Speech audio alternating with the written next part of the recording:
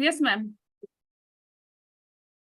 A very good morning and warm namaskar to distinguished guests and delegates of Ctpdcon-Era 2023, the first virtual international conference on educational reforms and advancements organized by the Council for Teachers Professional Development, CTPD, in collaboration with its organizing partners, K.R. Mangalam University, Gurugram, Haryana, Galgotias University, Greater Noida, Uttar Pradesh, Saraswati College of Professional Studies, Ghaziabad, Uttar Pradesh, Satyug Darshan Institute of Education and Research, Faridabad, Haryana, DAV PG College, Dehradun, Uttarakhand, and Azad College of Education, Satara, Maharashtra.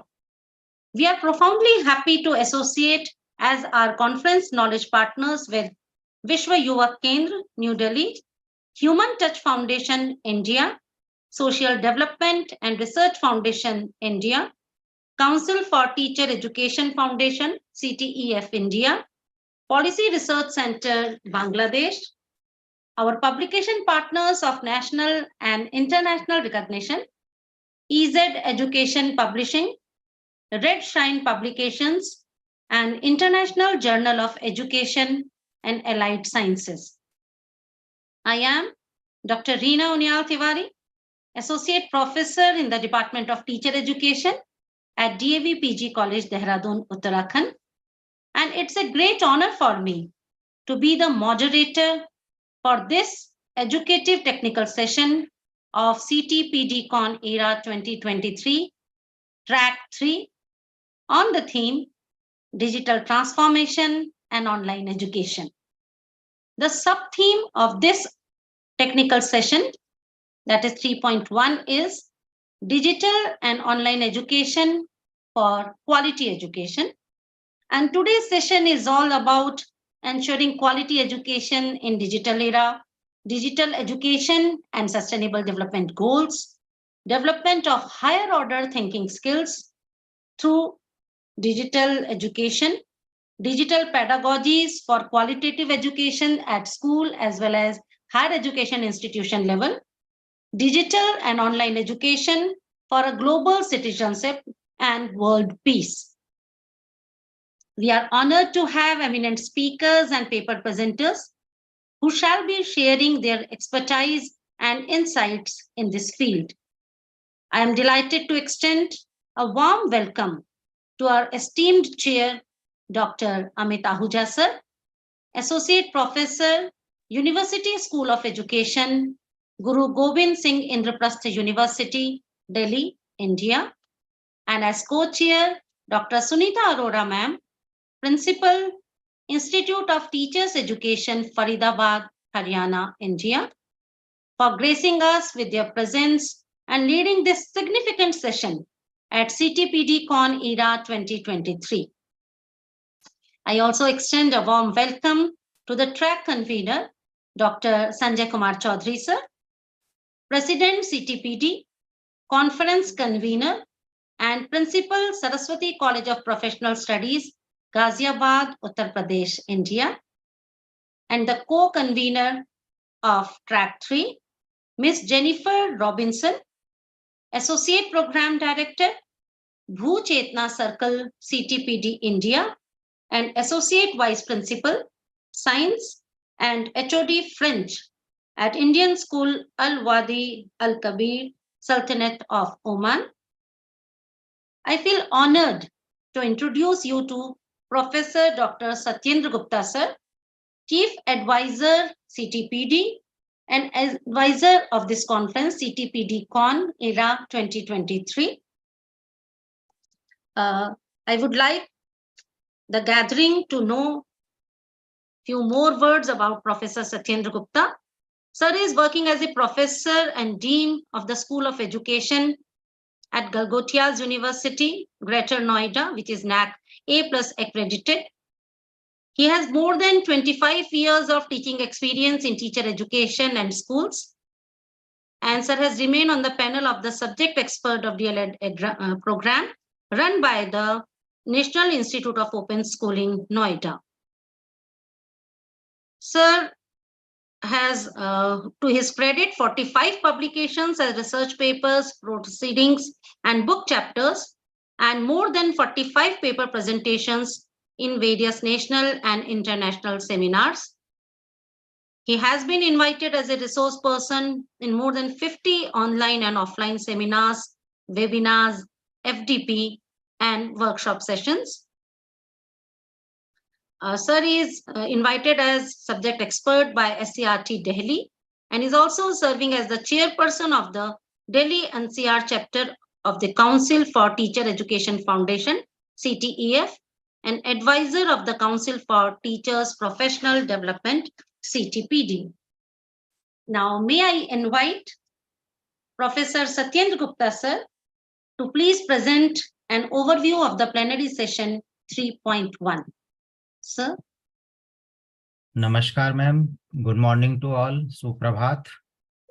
Thank you for providing me this opportunity to interact with all of you. So on behalf of CTPD, Council for Teachers Professional Development, I again welcome you all in this session. And as ma'am directed, so just I will brief about what is going to be happening in this subtract 3.1. As ma'am already informed you that this is the part of the digital transformation online education. And we are here for the plenary session 3.1 digital transformation and online education for the benefit of the education. And this is the, I think that we educationists are more fortunate, we can say, or more intelligent, especially those who take anything beneficial for the education, from what we could use from any source like the philosophy, sociology, psychology, technology, anywhere. What is good for education, we adopt it and we incorporate in our system. So because if we Indians, we can say more learned during the Corona time last from 2020 to 2022. So now we adopted it as a benefit for the teaching learning process. So how we can upgrade ourselves and how we can give the education more advantage by using the digital technology. And today we are interacting by this mode. So this is the greatest example. We are connected throughout the country and we are virtually connected to each other, but really we are interacting with each other. So interaction is happening in real way, but we are seeing each other in a virtual way. And as you are aware that in 10 to 11 presentations are scheduled today's session. And one thing interesting, I just saw the presenters, their list, their topic. So they all are the assistant professors or at per the even some are the principals in the presenters. So all are, I am expecting to present their real experience, what they are teaching, what they felt during their teaching, and how they are using the digital technology in their teaching learning process, and how they transform themselves digitally, and how they are using the advantage, how taking the advantage of the online education for the benefit of their students. So all 10 presenters, those who have written the research scholars, they are also teachers. They are doing the teaching work in their respective B.Ed or M.Ed colleges. So all are the teachers. So this is interesting. So I hope we will get the knowledge from the real hand experience, what exactly they are working on. And especially, I would like to extend my gratitude and thanks to Dr. Amit Ahuja, who is Associate Professor, University School of Education, Guru Gobind Singh Indraprasth University, New Delhi, who spared his valuable time to give his insight about this topic and to give his valuable suggestions to our presenters after the ending of the session also. And second, I would like to again welcome formally our co-chair, Dr. Sunita Arora. She is Principal, Institute of Teachers Education, Faridabad, Haryana. and all presenters, those who are scheduled. So I hope a good day we are hoping. Thank you, ma'am. Once again, welcome to all. Thank you, sir. Thank you so much, Professor Satyendra Gupta, sir, for presenting the overview of this plenary session. And please allow me to acknowledge and welcome the Organizing Secretary of Ctpdcon-Era, Dr. Jugnu Khattar Bhatia, ma'am, who is providing all technical support to. A warm welcome to you too, ma'am. I feel honored to introduce our esteemed chair, Dr. Amit Ahuja, sir. Sir is recipient of 32nd Dr. S. Radhakrishnan Memorial National Teacher Award 2016 and is faculty, University School of Education, Guru Gobind Singh Indraprastha University, Delhi, India. Sir obtained bachelor's, master's and doctoral degree in education from Department of Education, University of Delhi, and has also obtained master's degree with distinction in chemistry from Jamia Millia Islamia, New Delhi. He was awarded Merit Scholarship for B.Ed by Department of Education, University of Delhi in the year 1997 and 98. His areas of specialization are methodology of educational research, educational technology, cognitive psychology, science education, educational and vocational guidance, and social and adult education. Sir has more than 9 years of teaching at secondary school level and more than 13 years of teaching at university level. Sir has supervised 102 M.Ed dissertations and PhD scholars are registered under his supervision and 7 have been submitted their doctoral thesis. Sir was a member of ICT Curriculum Group 2013 to work out curricula for ICT in education developed by CIET NCERT New Delhi and has presented research papers in various national and international conferences, seminars in India as well as abroad. Sir has also chaired the technical sessions in the international conferences at University of Sussex, United Kingdom, and University of Toronto, Canada, and has delivered video lectures for DLED program and iOS channel number 32, Swayam Prabha on educational technology, EVS, and science education. He developed e-content under PMMMNMTT, Government of India sponsored for Center for Curriculum Research, Policy and Educational Development, School of Education, Central University of Punjab.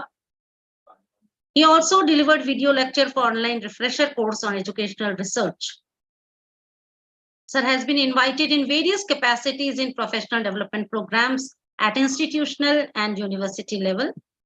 And the list goes on and on. I have presented a brief profile only. Respected Amit Ahuja sir, please accept as a token of gratitude from the organizers of the conference this virtual memento.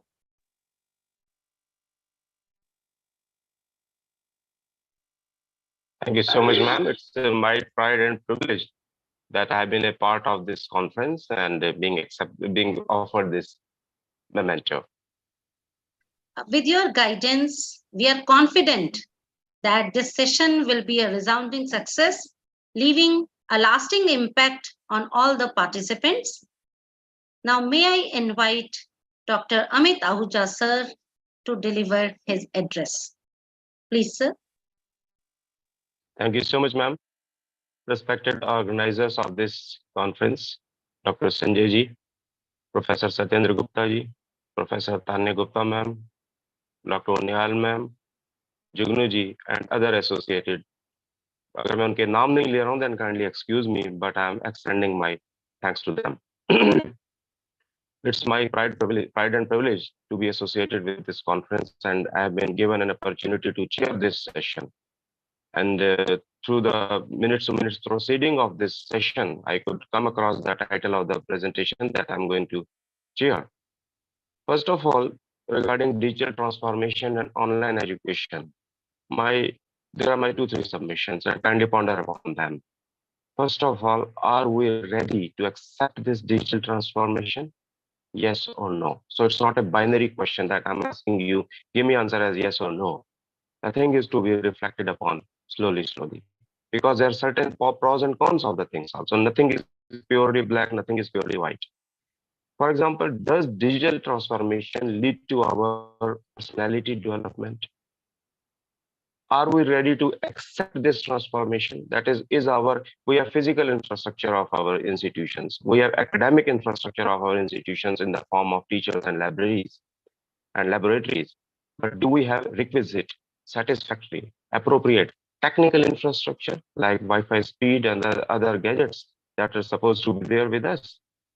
Another thing, as I said earlier, does it lead to our personality development? For example, if I spend too much time before screen, is it retarding the growth of my personality or promoting the growth of my personality?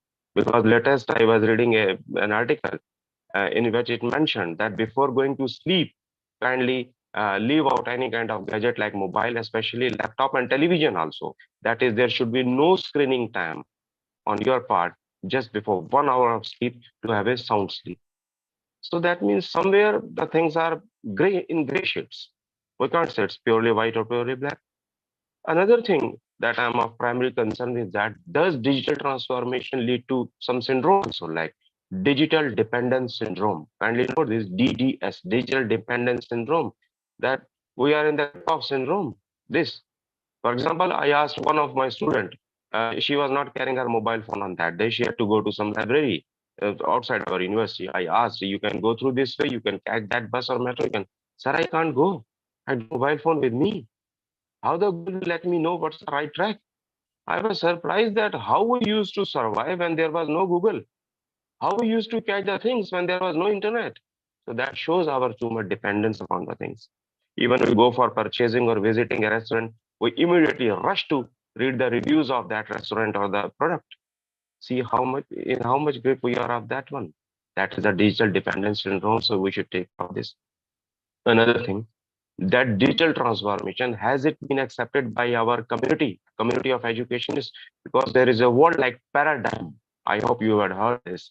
What is paradigm?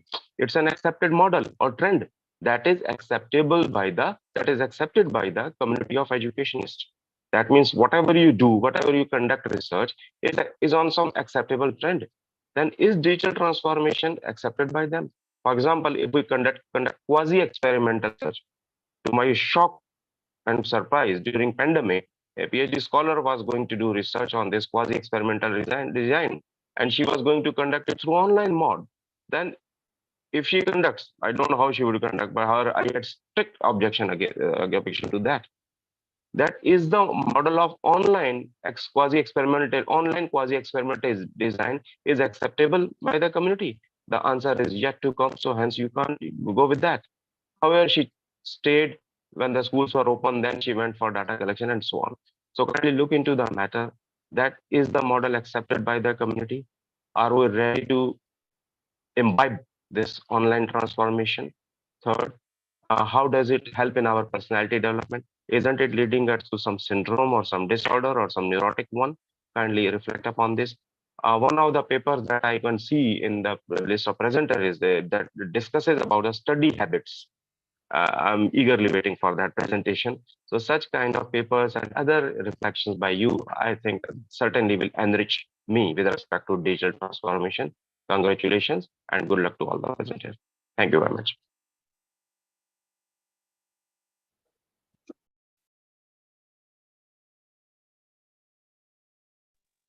Over to the organizers. Yeah, thank you, sir. Thank you so much, Professor Amit Ahuja, sir. Your insights and submissions have inspired us to ponder and delve deep about the world of digital transformation, and especially when you said that we have to think whether this digital transformation has been inspiring us or changing the personality, or we are becoming slaves of this digital transformation, digital technology. Yeah, sure. We all must think about it in depth. And ये हमारे जीवन में जो हमें अच्छा कर रहा है, सीखने के लिए प्रेरित कर रहा है, पूरे विश्व के साथ कनेक्ट कर रहा है, उसके साथ कहीं ना कहीं हमें ये भी सोचने की आवश्यकता है कि यंगर जनरेशन जो है वो इसकी गुलाम बनकर, इसकी गिरफ्त में आकर केवल अपनी ही एक नई वर्चुअल दुनिया तो नहीं बना रही है, और इस सबको हम सभी अपने आसपास महसूस कर रहे हैं। Now I feel privileged to introduce our esteemed co-chair, Dr. Sunita Arora ma'am. Please give me a minute. Professor Sunita Arora ma'am is Principal, Institute of Teachers Education. She has got more than 20 years experience in the college and 3 years of school. Ma'am has published 25 papers in the national and international seminars and conferences she has attended and published in many national and international journals. Ma'am has delivered lecture for NIOS through mass media transmission for DLED program. She has conducted many FDP and workshops and has published 2 books. Ma'am has delivered lecture as resource person in various institutions and has worked as a volunteer and is still working in NGO and delivering lecture on personality development.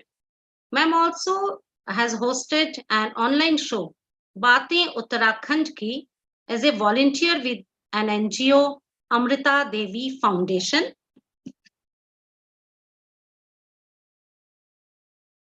We eagerly anticipate the insights and discussions that will unfold under your guidance, ma'am. Please accept as a token of gratitude from the organizers of the conference this virtual memento. We now commence with the paper presentations.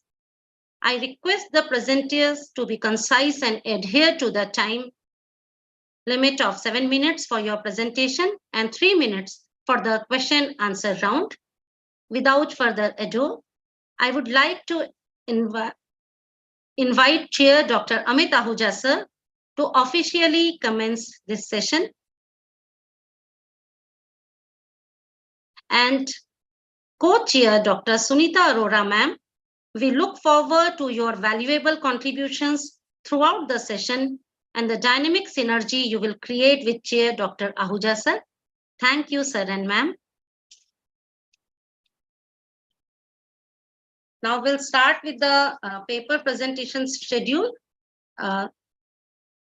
Professor Amit Ahuja sir, should I start calling names? The number 1 presenter.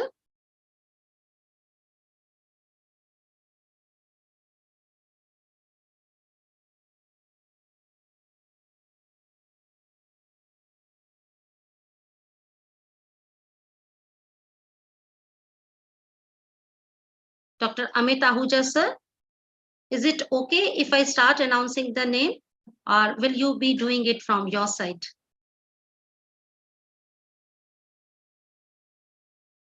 I think I should start calling the presenters. Yes, ma'am. Yes, Reena, Yeah, ma'am, you can sure. start. Our first presenter with us is Dr. Amita Kumari, Assistant Professor, Satyug Darshan Institute of Education and Research, Faridabad, Haryana, India. And she is presenting her paper along with the co-presenter, Dr. Jugnu Khattar Bhatia ma'am, Principal, Satyug Darshan Institute of Education and Research, Faridabad, Haryana. Ma'am will be presenting on challenges and benefits of online education. Dr. Amita Kumari ma'am.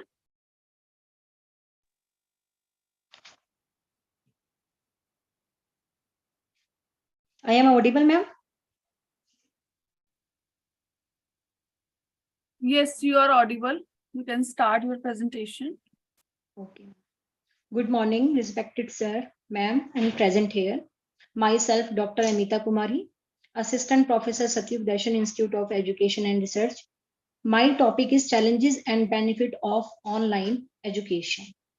Next slides. मेरे paper का overview है online education challenges, online learning challenges faced by teacher, solution of online education issue, benefit of online education. Next slides. Online education. Pursuing an education in an easy way is not a cup of tea. Those days are gone when to pursue education one has to cover long distance. Now people can have a direct connection with an instructor. Next slides. Next slides. Online education issue. सबसे पहले हमारे जो online platform पे जो हम education लेते हैं, हमारे क्या क्या इशू आते हैं. सबसे पहले हमारा टेक्निकल इशू. कई बार क्या होता है कि हम क्लासेस ले रहे हैं और बीच में बाई चांस कोई वीडियो कॉन्फ्रेंसिंग हो रही है, क्लास चल रही है, तो बीच में ही कंप्यूटर या हमारे सिस्टम बंद हो जाते हैं, सिग्नल प्रॉब्लम आ जाती है. तो उस केस में हमें क्या करना चाहिए, हमें बैकअप के रूप में जो हमारी क्लास होती है उसके लेक्चर को रिकॉर्ड कर रखना चाहिए. सेकंड है हमारा डिस्ट्रैक्शंस एंड टाइम मैनेजमेंट. एक तरह से विकर्षण और समय प्रबंधन. कई बार क्या होता है कि हम घर में क्लासेस लेते हैं, हमारे आसपास क्या है, फैमिली के मेंबर होते हैं, भाई बहन होते हैं, तो हम इतनी अटेंशन नहीं कर पाते. तो वो भी एक ऑनलाइन प्लेटफॉर्म पे इश्यू आता है. उसका सॉल्यूशन ये है कि जब भी हम ऑनलाइन प्लेटफॉर्म पे क्लास लें तो हमें घर में किसी शांत वातावरण, एक शांत प्लेस पे हमें आइडेंटिफाई करके उस प्लेस पे बैठ के हमें क्लास लेनी चाहिए. नेक्स्ट है हमारा lack of in person interaction. एक व्यक्तिगत बातचीत का अभाव रहता है, क्योंकि बच्चे जो हैं अपने आप को क्या है एडजस्ट नहीं कर पाते हैं. बिकॉज कई बार हमारे लेबोरेटरी वर्क हैं या हमारे लैब वाले वर्क हैं, वो चीजें हमारी कहीं ना कहीं लैक कर जाती हैं ऑनलाइन प्लेटफॉर्म पे. उन चीजों की नॉलेज हम इतनी नहीं ले पाते हैं. उसका सॉल्यूशन ये है कि हम स्टूडेंट्स को अपने आसपास जो भी उसके एनवायरमेंट में जो भी इक्विपमेंट्स मिलते हैं, लाइक कोई भी लेबोरेटरी वर्क के रिगार्डिंग, तो उसको नॉलेज लेनी चाहिए. उसके बाद नेक्स्ट पॉइंट है हमारा अडेप्टिंग टू अनफेमिलियर टेक्नोलॉजी. छात्रों को क्या है, कई बार टेक्नोलॉजी की भी नॉलेज नहीं होती है, तो वो भी हमारा ऑनलाइन प्लेटफॉर्म पे इशू आता है.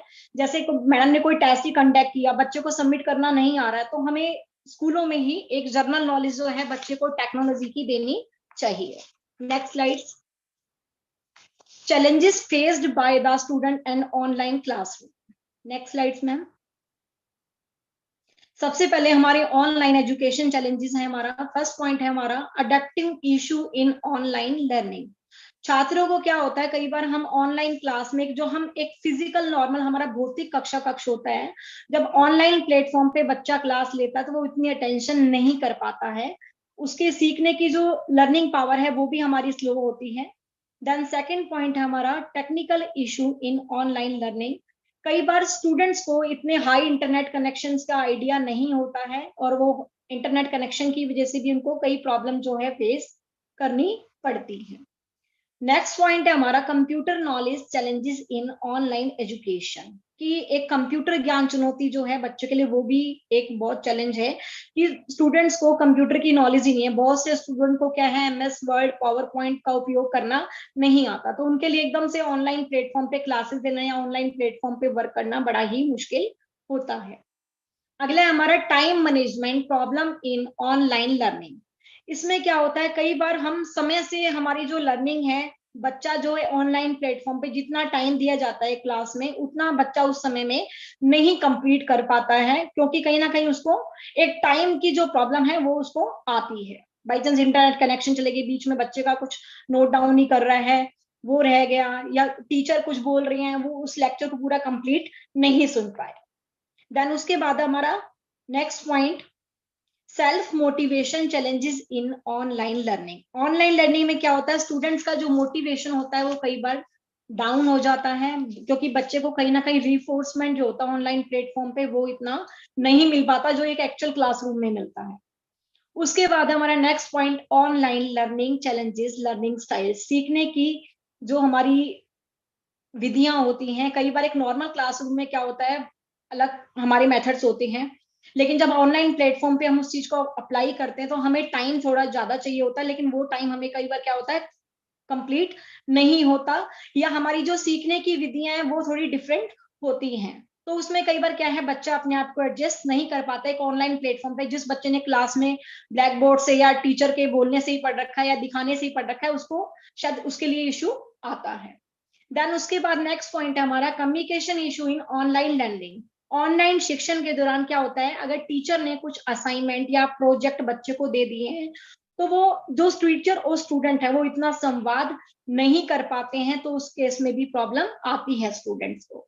देन उसके बाद है हमारा feedback issue during online class. कई बार क्या होता है कि जो स्टूडेंट्स होते हैं उनको प्रतिपुष्टि नहीं मिल पाती। जैसे हम एक नॉर्मल क्लासरूम में तो हमें पता लग जाता है हम गलत कर रहे हैं सही कर रहे हैं, लेकिन ऑनलाइन प्लेटफॉर्म पे बच्चा उस वर्क को करता चला जाता है, जो भी उसको असाइनमेंट या प्रोजेक्ट दे दिए जाते हैं उसको एक फीडबैक नहीं मिल रहा कि वो गलत डायरेक्शन में जा रहा है या सही कर।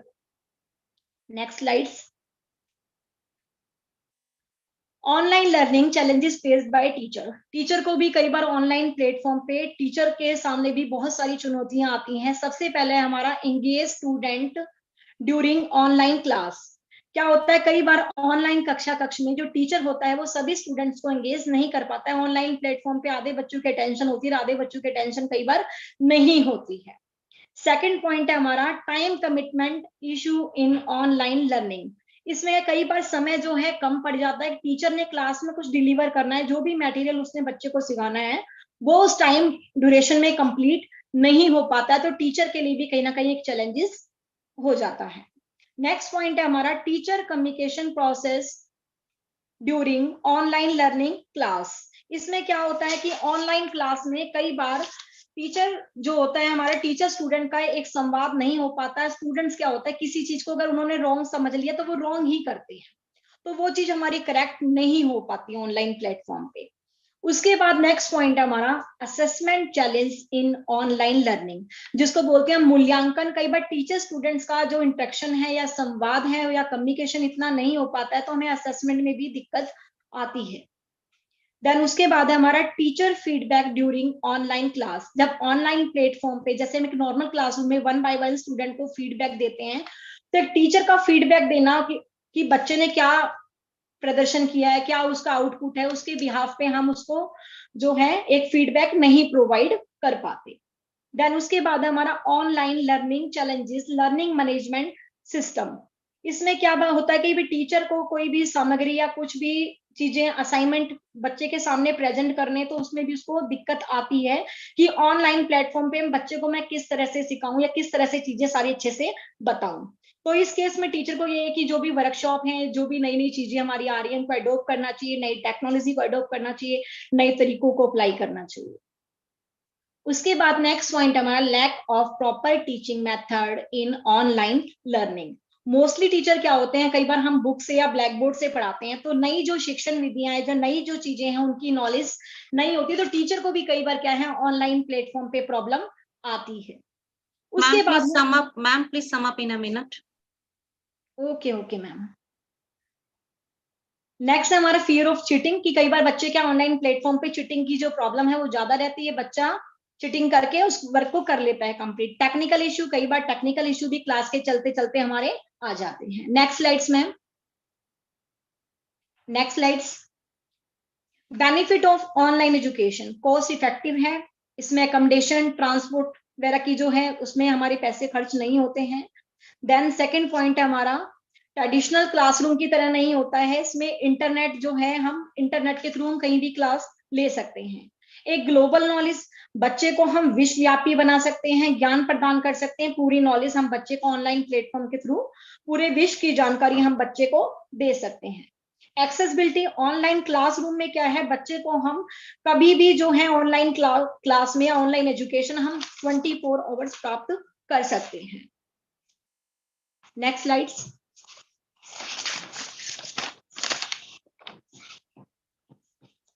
पहला है मैम हमारा सेव टाइम की बचत होती है, सेव कॉस्ट की बचत होती है। ट्रेडिशनल क्लासरूम की तरह हमें ज्यादा चीजें जो है नहीं चाहिए होती है, हम इजीली कहीं से भी इंटरनेट के थ्रू क्लास ले सकते हैं। नेक्स्ट पॉइंट, लेक्चर को हम मैम बैक ही कि लेक्चर की हम रिकॉर्डिंग भी कभी भी देख सकते हैं। देन इसमें क्या है less scared of the experience ideas of learner, हम बिना डरे अपने विचारों को प्रेजेंट कर सकते हैं। नेक्स्ट पॉइंट है इसमें less nervous of the pronunciation of mistake, कई बार हमारी जो गलतियां होती हैं बोलने में वो भी हमारी नहीं रहती हैं और बेझिझक हम चीजों को प्रेजेंट कर सकते हैं। Thank you ma'am. Thank you so much, Dr. Amita ma'am, for your presentation. And now I request the participants for the question answer session. Ma'am, the chair, Dr. Amit Ahuja, and co-chair, Dr. Arora ma'am से मैं ये भी जानना चाहूंगी कि question answer session हमने last में लेने हैं या हर उसके बाद हम रख सकते हैं? After every presentation we can do. Yeah, okay. Thank you, ma'am. Thank you, ma'am. So if the participants want to ask any question to Amita ma'am.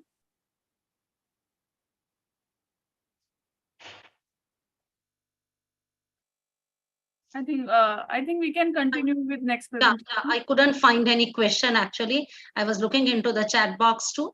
Yeah. So now I invite the second speaker, Dr. Anjana Agrawal, Assistant Professor, Sanjay Teachers Training College, Lal Koti, Jaipur, Rajasthan, and she'll be presenting her paper on digital education issues and challenges.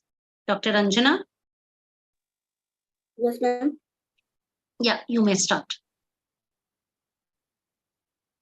Good morning to all respected dignitaries and all the participants, and wish you all very happy Navratri, ma'am.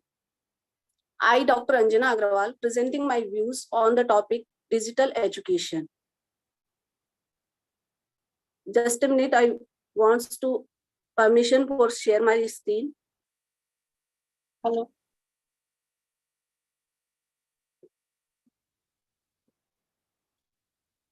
Okay. Now we talk.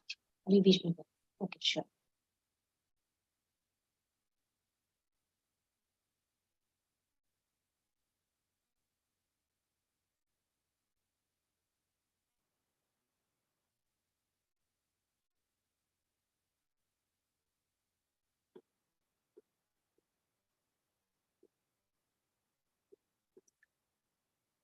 Overview of my presentation is what is digital learning, emerging trends of digital education, advantages of digital education, challenges of digital education in India, and to overcome these challenges, certain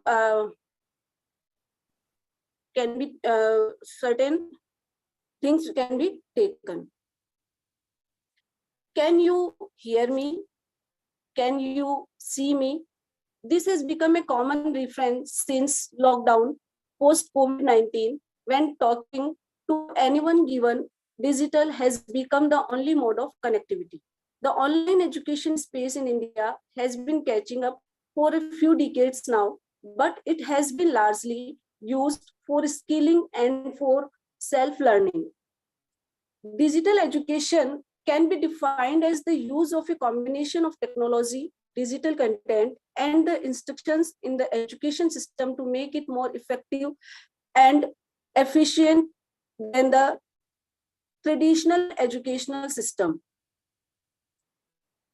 Digital education in India is an innovative and major leap towards enhanced learning, structural development, and acquiring knowledge using digital services and technology. Firstly, before discussing on issues and challenges, we need to know about emerging trends of digital education in present scenario. Emerging trends of digital education are digitalized classroom, video-based learning, MOOCs, means massive open online courses, and K-12 sector game-based learning. These are the emerging trends of digital education nowadays. Next, advantages of digital education are no physical boundaries, more engagement, cost-effective, and comfort zone. After this, we see issues and challenges of digital education in India. These are problems with electricity, lack of internet connection plans and speeds, lack of devices, the fear of parents, technical sound teachers and classrooms, the distraction of students, lack of teacher-student interaction, digital divide, gender inequality. ये जो issues हैं, ये जो challenges हैं, ये बहुत common से issues हैं, बहुत कॉमन से चैलेंजेस हैं, और ये सभी हमें हर जगह डिजिटल एजुकेशन की फील्ड में देखने को मिल जाते हैं. जो फर्स्ट पॉइंट था, प्रॉब्लम विद इलेक्ट्रिसिटी। तो ये जो इलेक्ट्रिसिटी की प्रॉब्लम है, अगर हम इंडिया की बात करते हैं तो इलेक्ट्रिसिटी की एक कॉमन सी प्रॉब्लम है जो कि रूरल एरियाज में बहुत ज्यादा होती है, और इसके कारण जो हमारे गैजेट्स हैं वो प्रॉपरली काम नहीं कर पाते हैं। दूसरा जो पॉइंट हमने लिया है वो है lack of internet connection plans and speeds. जो हमारे इंटरनेट कनेक्शंस हैं उनके जो प्लान्स हैं वो अभी इतने डेवलप नहीं है, या हमने इतने प्लान्स को नहीं ले रखा है कि उनकी जो स्पीड है वो प्रॉपरली काम करे। और जो हम ऑनलाइन एजुकेशन की बात कर रहे हैं तो जिस प्लेटफॉर्म पर हमें इन प्लान्स को प्ले करना होता है, काम में लेना होता है, वहां पर हमारे जो इंटरनेट की स्पीड है उसके कारण हमें बहुत सी प्रॉब्लम्स को फेस करना होता है। लैक ऑफ डिवाइसेस, ये भी एक प्रॉब्लम है डिजिटल एजुकेशन के फील्ड में, कि जो डिवाइसेस है वो हमारे प्रॉपरली अपडेटेड नहीं होते हैं, जिसके कारण हमें बहुत सी प्रॉब्लम्स को फेस करना पड़ता है। साथ ही फियर ऑफ पेरेंट्स, ये एक सबसे बड़ी प्रॉब्लम है जो कि पेरेंट्स के मन में रहती है कि बच्चा जब ऑनलाइन क्लास ले रहा है क्या वास्तव में वो सिर्फ स्टडी ही कर रहा है, या वो अदर एप्स का यूज कर रहा है, या फिर वो कुछ इलीगल जो है वो सर्च करने लग जाता है, क्योंकि पूरे टाइम बच्चों को ऑब्जर्व करना पेरेंट्स के लिए पॉसिबल नहीं हो पाता है। नेक्स्ट है इसमें technical sound teachers and classrooms.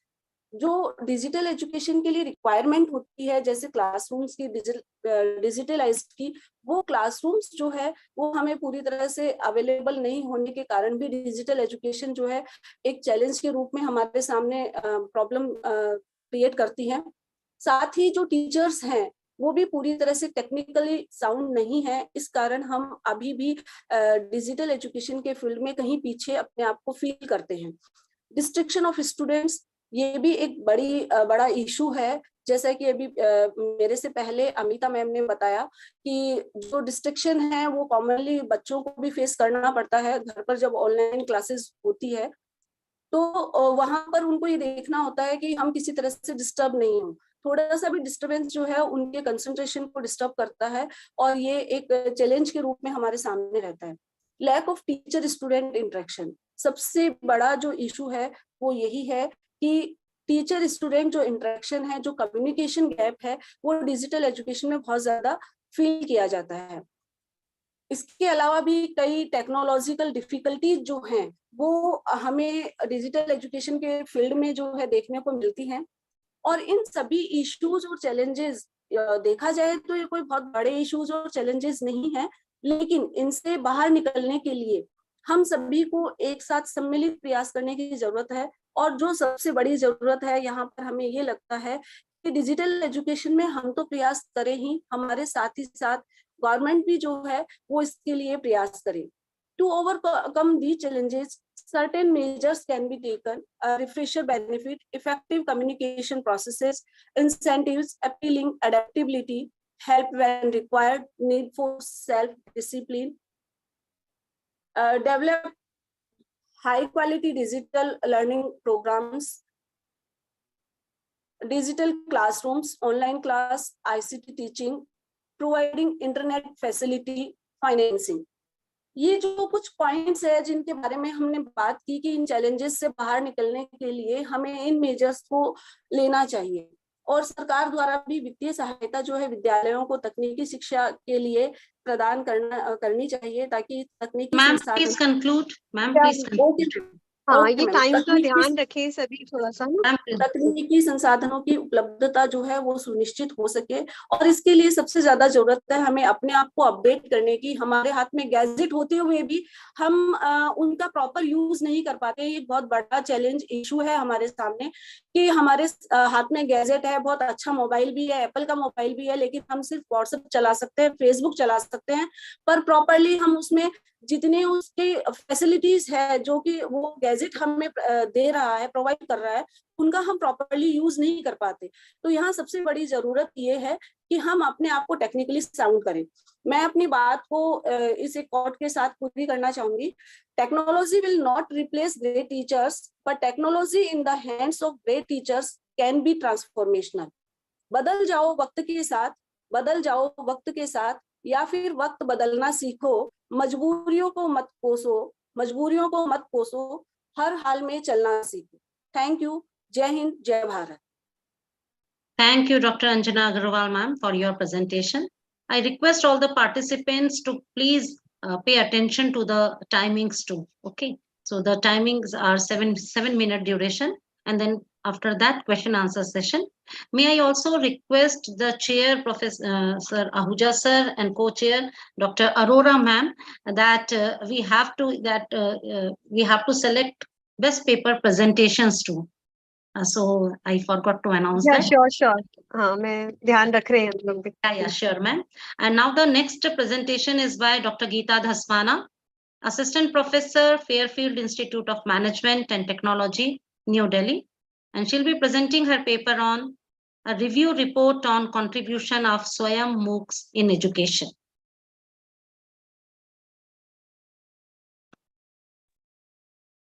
Very good morning to all the dignitaries and my co-presenters.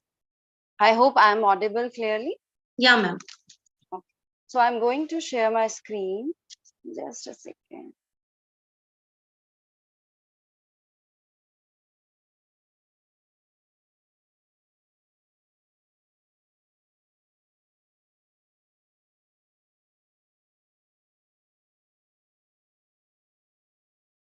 I'm so sorry for the delay.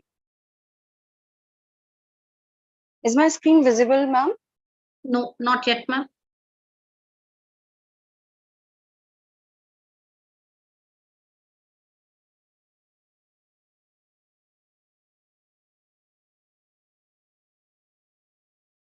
Now, ma'am, is it visible? No. May I request you to please present my PPT. I have shared in the group Ctpd.2.1. May I request Dr. Jugnu Khattar Bhatia, ma'am, can it be done, ma'am? Can the PPT be displayed from our side? Dr. Geeta Dhasmana is saying. Send me on my WhatsApp if you have her PPT. Ma'am, I'm not in the, Send it in the group 3.1. Send it in the group 3.1. Okay.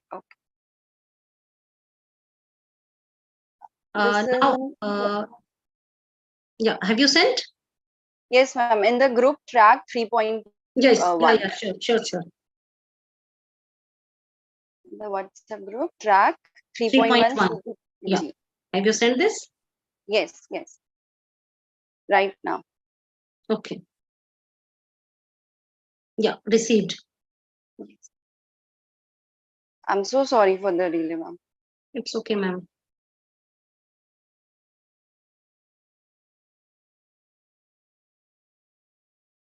Dr. Jugnu, ma'am, have you received that? Yeah, ma'am, give me a minute. Yeah, sure, ma'am. Sure. It will take time now, no? Yeah, sure, ma'am. It will take time. I do understand. I hope the rest of the presenters are here. And please check and see that the PPTs can be presented. Let me check if we have Dr. Mukesh Sharma and Dr. Rakesh Dhaka. Dr. Mukesh Sharma and Dr. Rakesh Dhaka, your turn is next.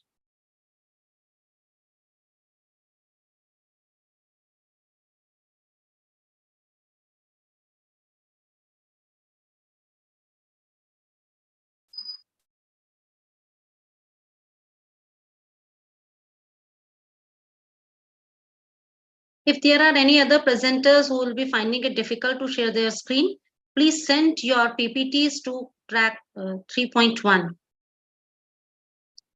Okay, Dr. Mukesh, you will be given the permission when your turn comes. Thank you.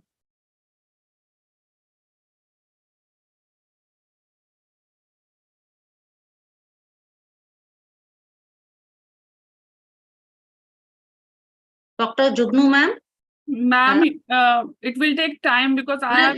That is why I'm saying, can we call the next presenter? Yeah, please. If it's possible, please call the next part. Sure. Thank you, ma'am. Dr. Mukesh Sharma.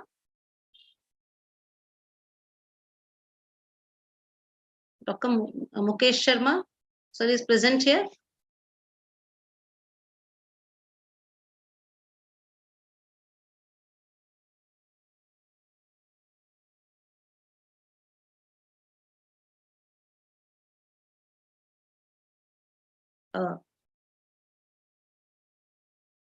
Mukesh Sharma sir is asking permission. Wait a minute. Yeah, ma'am. Okay. Now he is permitted. Yes, Dr. Mukesh Sharma, Head of Department, Nathdwara Institute of Biotechnology and Management, Kankroli, Rajasthan, will be presenting his paper on online शिक्षण प्रणाली की चुनौतियां एवं समाधान। जय Shri Krishna ma'am. Jai Jai. Jai Shri Krishna. Ma'am मेरी PPT वो हो जाएगी क्या? शेयर हो जाएगी? Reena ma'am you are on mute. आपने पहले से भेजी हुई है मुकेश सर? जी मैम, जी मैंने पहले से भेजी हुई है दोनों पीपीटी। आप अपनी ओर से नहीं शेयर कर पाएंगे तो आप अभी 3.1 में भेज दीजिए। मैंने भेज रखी है मैम। अगेन भेजनी पड़ेगी क्या? मेरे यहाँ हाँ जी, कोई बात नहीं, फिर से भेज दीजिए 3.1 में। रीना मैम फिर इतना गीता मैम को ले लीजिए because yeah sure. Geeta ma'am please, doctor Geeta Dhasmana. फिर मैं उनकी शेयर कर दूँ। हाँ, yes ma'am. I request all the participants, if you are unable to share your PPT, please send them to the track 3.1 right now. And now I invite Dr. Geeta Dhasmana. Yes, ma'am, we can see the PPT. So here is my topic is a review report on contribution of SWAYAM MOOCs in education. Next slide, please.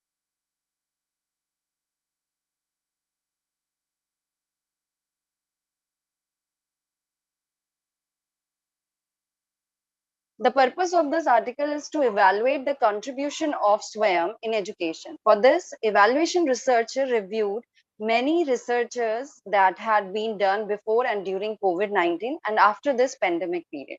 The result of the analysis indicated that the SWAYAM positively contributes to education in many ways. Next slide, please. So here MOOCs stands for Massive Open Online Courses, which helps in providing need-based and sustainable education to the masses. It includes paid and free courses. Next slide. SWAYAM stands for the Study Webs of Active Learning for Young Aspiring Minds, a program initiated by Government of India with 3 principles of education policy, that is equity, quality, and access. It works for enhancing continuous and lifelong learning opportunities to the Indian learners. It offers free courses of school and higher education level. According to swayam.gov.in, the objective of this effort is to take the best teaching learning resources to all, including the most disadvantaged. SWAYAM seeks to bridge the digital divide for students who have hitherto remained untouched by the digital revolution and have not been able to join the mainstream of the knowledge economy. Next slide, please.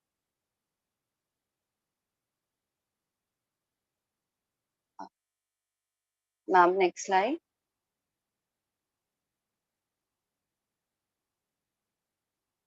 So the rationale of the study is, although these projects are not recent, to make higher education more accessible, but due to the COVID-19 breakdown, they touch the height of the awareness and use among teachers and students.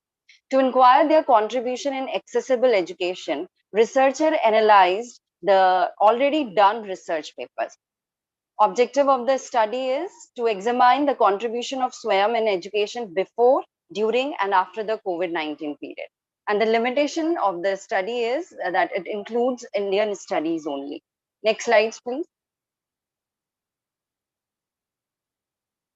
So the methodology of this study is that the researcher took 9 research papers to review and for the conclusion that what is the role of the SWAYAM in today's education. So here the KJ James Methai, as the author of a course ICT in Teaching and Learning, offered on SWAYAM platform for Indian in-service teacher with 8,612 enrollments, told about the challenges faced and about the course rating. That is 4.8 out of 5. AICTE called SWAYAM as world's largest online free e-learning platform portal designed to achieve the 3 cardinal principles of education policy, that is access, equity and quality by covering school and vocational, undergraduate, postgraduate engineering and other professional courses, and has the vision of hosting 10,000 online courses for 30 million learners or students. Next slide, please.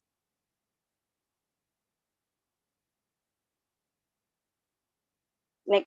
So in this diagram, we can see the pattern of the SWAYAM, that is before the COVID-19 period, that it divides the structure of the SWAYAM, that there were 9 national coordinator produced content for SWAYAM, and among them there are local chapters around the 3,800, and among those local chapters there are around 1,000 plus teachers and 1,900 courses offered by them. Next slide, please. In the review literature during COVID-19, the sources Sanjay Mishra, in his study in May 2020, he concluded that there is online activities which are synchronous and asynchronous. In the synchronous, he suggested time in learning hours, approximated time, and which included sessions, alternative weeks, videos, video e-content. And in the asynchronous, he involves the discussions, which includes the total time taking in the studies of the learners. Next slide, please. In the from the study of Jay Krishnan in 2020, he told us the master teacher train pairs and who creates the MOOCs content, that is recorded lesson, quizzes, resources, that is beamed to local chapters. And those content will be created by the university, by the distance learning institutes, by the college and libraries head. So they are divided into the 50:1 ratio of the mentor and student. And they take the task of the solving teaching challenges of the students, conduct exams in the form of assignments, and ensure guidance through the chat methods or through the face-to-face discussions. Next slide, please. So pre-COVID, SWAYAM would conduct physical exams in collaboration with TCION and end-to-end assessment platform. Jay Krishnan admits that they will have to figure out a hybrid way to test students and award credits post-COVID. The benchmark is that universities should be able to outsource 70% of the grade to SWAYAM courses and keep 30% of internal assessment. We have to build more awareness about this. This is according to the Jay Krishnan in 2020. Next slide, please. So in the review literature, next slide. In the review literature after COVID-19, the sources is Mankim Dinesh in the 2023. He concluded the overall structure of the SWAYAM after COVID-19, that around what institutes are the partners of it, how many courses are completed, how many students are enrolled, how many exams are taken fully, successfully they give, how many certificates, what are the ranks as per the courses. So by this, the researcher conducted a study entitled Impact of Learning Through SWAYAM in India, explored that SWAYAM, which has 9 national coordinators, next slide please, has been offering cutting-edge courses through its online platform. So following is the enrollment statistics given in the SWAYAM websites. This is at the present statistics, that in the year 2022 July, there were around the 2 million enrollments. From them, 43,000 people have registered for the exam and got 28,000 approximately certification, which are the increment in the enrollments as compared to the from the previous. And at present in 2023, there are increases more, and as NTA conducted exam for these SWAYAM or MOOCs, so they have conducted the exam at present of this year 2023 from the 19 to 21st October. So after that, they will updated the statistics of the certification, that how many people got successfully the certification for the enrolled courses. So next slide, ma'am, please try to conclude in a minute or so. That will be the last slide, I think. By this review, researcher can say that in spite of a big issue of internet connectivity and lack of availability of technological devices. Next slide, please. SWAYAM contributes comparatively positively in education during and after COVID-19 than before this pandemic, with some improvements needed, like upgrade the contents. Faculty should use more creative explanation, easy procedures of allotment of certificate, easy access to reach course coordinators, duration of exams for certification should be fixed. So implication of this study is that it's studies related to the SWAYAM, its impact are very few. So this is a wide area for the researcher to conduct studies to explore its impact on different domains. Next slide, please. So this study came to the conclusion that SWAYAM was educating students on a range of topics via an online portal. Digital learning and online education will unquestionably support India's progress while also ensuring universal access to education across the board. In order to advance in the field of education and for their own development, the student body should refresh their knowledge and abilities. SWAYAM is a kind present given to the student. The educational system can be transformed, and the goals of fairness, outstanding qualities, growth, and vocation can all be achieved with the help of SWAYAM, that is MOOCs. Thank you so much. Thank you, ma'am. Thank you, Dr. Geeta. Now questions from the participants.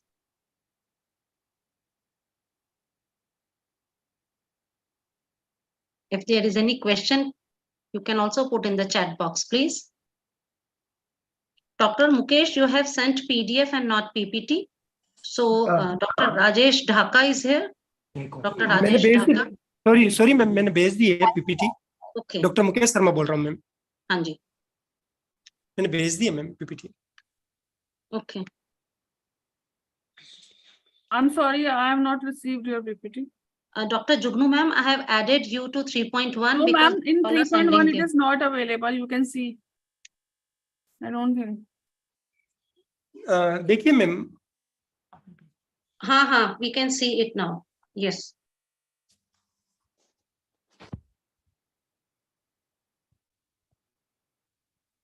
I'll request the participants to try to present the PPT from their own side. And in case there is any technical glitch or problem, then only we'll be presenting that. So by the time the PPT of Dr. Mukesh is displayed, sir, you may start. Ma'am, it will take time, please. Okay, ma'am. For me to. Okay, ma'am. Sir, can you start with the introduction until the PPT starts or is displayed? Something. I request the participants to put the questions in the chat box. And we may also have a detailed question answer session at the end too.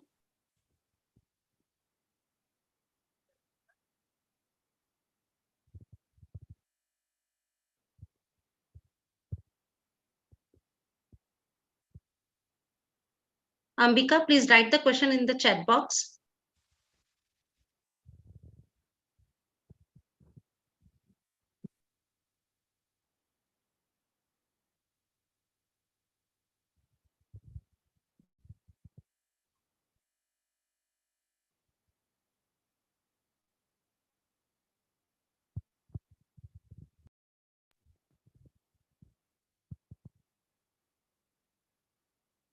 I'm sorry, ma'am, I'm unable to run this PPT because my system is not working with the Hindi fonts. Okay, ma'am. Sir, it will be difficult for us to run it from our side. Can you please continue with your presentation without PPT or try to run it from your own side? Actually, my system is not supporting with the Hindi. Yeah, I do understand, ma'am. And I was not prepared for this. अगर मुझे ये पहले पता होता ना ma'am, then मैं इसके लिए prepared रहती. Actually, we do understand that there is some technical difficulties with this particular session due to change in the moderator. She is very ill, so we have taken in the last moment. So please bear with us. We are extremely sorry for that. And there was a question from Ambika that do we get certificate after completion of course from SWAYAM? And that was to Dr. Geeta Dhasmana, and she has already answered. I request Dr. Mukesh to please start his presentation. You can have a verbal presentation, sir. जी ma'am, मेरा नाम doctor Mukesh Sharma है। मैं Nathdwara institutions of biotechnology and management Nathdwara Rajsamand Rajasthan से विभागाध्यक्ष हूँ Sanskrit department का। और मेरा आज का जो टॉपिक है वो है ऑनलाइन शिक्षण प्रणाली की चुनौतियां एवं उसका समाधान। ऑनलाइन शिक्षण अधिगम की मेरे जो आधार बिंदु रहेंगे वो रहेंगे ऑनलाइन शिक्षण अधिगम प्रक्रिया का अर्थ, ऑनलाइन शिक्षा का महत्व, ऑनलाइन शिक्षा की चुनौतियां, ऑनलाइन शिक्षण प्रणाली को बेहतर बनाने के क्या उपाय हो सकते हैं, और अंतिम जो रहेगा वो है राज्य सरकार द्वारा ऑनलाइन शिक्षण के लिए किए गए प्रयास। पहला, ऑनलाइन शिक्षण का क्या अभिप्राय है? तो ऑनलाइन शिक्षण यानी ई अधिगम या ई शिक्षा का पूरा नाम इलेक्ट्रॉनिक अधिगम है। इसमें कंप्यूटर नेटवर्क तकनीकी का उपयोग किया जाता है। ई शिक्षा के अनुप्रयोगों और प्रक्रियाओं में वेब आधारित शिक्षा, कंप्यूटर आधारित शिक्षा, आभासी कक्षाएं और डिजिटल सहयोग को शामिल किया गया है। पाठ्य सामग्री का वितरण internet, audio video tape recorder, उपग्रह, टीवी, सीडी, रोम आदि के माध्यम से किया जाता है। फिर ऑनलाइन शिक्षा का क्या महत्व है? तो स्वतंत्र वातावरण में अध्ययन की सुविधा प्राप्त होती है। सबसे पहली चीज तो कि बालक जो है वो स्वतंत्र वातावरण में अधिगम प्राप्त कर सकता है। दूसरा, शिक्षा ऑनलाइन शिक्षा के माध्यम से विद्यार्थी सक्रिय होकर व्यक्तिगत रूप से अपने ज्ञान एवं कौशल का निर्माण स्वयं कर सकता है, क्योंकि उससे थोड़ा सा आधार मिल जाता है। इस आधार पर वो व्यक्तिगत रूप से अपने ज्ञान का उपयोग करता हुआ और अपने कौशल का निर्माण कर सकता है। तीसरा, स्वाध्याय की प्रवृत्ति का विकास होता है। इसका अभिप्राय ये है कि बालक स्वयं अध्ययन की ओर प्रवृत्त होता है और उसे लगता है कि उसको इस ओर अग्रसित होना चाहिए, क्योंकि उसे मूलभूत आवश्यकता जो चाहिए होती है वो ऑनलाइन के माध्यम से उसे मिल चुकी होती है। अधिकांश जैसे पाठ्यक्रम के रूप में, नोट्स के रूप में उसे ये चीजें उसे प्राप्त हो जाती है। चौथा जो बिंदु आता है, आर्थिक रूप से कमजोर जो विद्यार्थी है वो न्यूनतम शुल्क में ऑनलाइन के माध्यम से गुणवत्ता युक्त शिक्षा को प्राप्त कर सकता है। कहने का अभिप्राय यह है कि अगर कोई विद्यार्थी किसी इंस्टीट्यूशंस में जाकर के अगर वो नहीं पढ़ पा रहा है या उसके पास उसकी आर्थिक स्थिति ऐसी नहीं है कि वो बड़े से बड़े इंस्टीट्यूशंस में जाकर के अध्ययन कर सके, तो ऑनलाइन के माध्यम से जो लेक्चर हैं वो उससे मिल सकते हैं और वो उच्चतम श्रेष्ठतम शिक्षा को प्राप्त कर सकता है। ऑनलाइन शिक्षा की चुनौतियां, सबसे पहली जो चुनौती आती है वो चुनौती है प्रशिक्षित शिक्षक का अभाव। प्रायः हम देखते हैं कि ऑनलाइन शिक्षा में सबसे बड़ी जो चुनौती आती है वो है शिक्षक की, कि किस तरीके से वो इस तरीके से खुद का सेटअप तैयार करे कि विद्यार्थियों तक वो बिना किसी बाधा के पहुंच सके। तो इसीलिए सबसे पहली जो चुनौती आती है वो है प्रशिक्षित शिक्षक का अभाव। दूसरा है तकनीकी साधन, जिसके अंतर्गत कई बार होता है कि ऐसी भी जगह है जहां पर नेट की सुविधाएं उपलब्ध नहीं हो पाती है। कई बार होता है कि तकनीकी खामियों की वजह से कनेक्टिविटी में प्रॉब्लम आ पाती है। तीसरा है लेक्चर रिकॉर्ड करना। तो ये सबसे बड़ी जो चुनौती आती है वो है लेक्चर रिकॉर्ड करना। कई बार होता है कि हम जब लेक्चर रिकॉर्ड कर रहे होते हैं तो लाइव जब लेक्चर रिकॉर्ड जब कर रहे होते हैं तो उसमें कई सारी खामियां आ जाती है। कई बार होता है कि डिस्टेंस बाधाएं उत्पन्न हो जाती है। कई बार होता है उसमें आवाजें आदमी बंद हो जाती है या कम हो जाती है। तो ये एक उसकी चुनौती होती है। फिर चौथी जो चीज आती है वो है डिजिटल स्टडी मैटर तैयार करना, क्योंकि जैसे अभी मेरे साथ हो रहा है कि भाई हिंदी नहीं चल पा रही है, तो ऐसा भी कई बार होता है कि हम लैंग्वेज, कई बार होता है कंप्यूटर में वो लैंग्वेज नहीं होती है, तो वो लैंग्वेज जब नहीं है तो वो स्टडी मैटर जो तैयार करना होता है वो थोड़ी सी बाधाएं उत्पन्न करती है। फिर अंतिम जो पांचवी जो चुनौती आती है वो है इंटरनेट कनेक्टिविटी। जैसे पूर्व में बताया, तकनीकी साधन के अंतर्गत कई बार कई सारे गांव, कई सारे क्षेत्र ऐसे हैं जहां निबाध रूप से इंटरनेट कनेक्टिविटी नहीं मिल पाती है, कहीं ना कहीं कोई ना कोई बाधा आ जाती है। तो इसीलिए ये भी होता है कि ऑनलाइन की जो सबसे बड़ी जो चुनौती है वो है इंटरनेट कनेक्टिविटी का होना।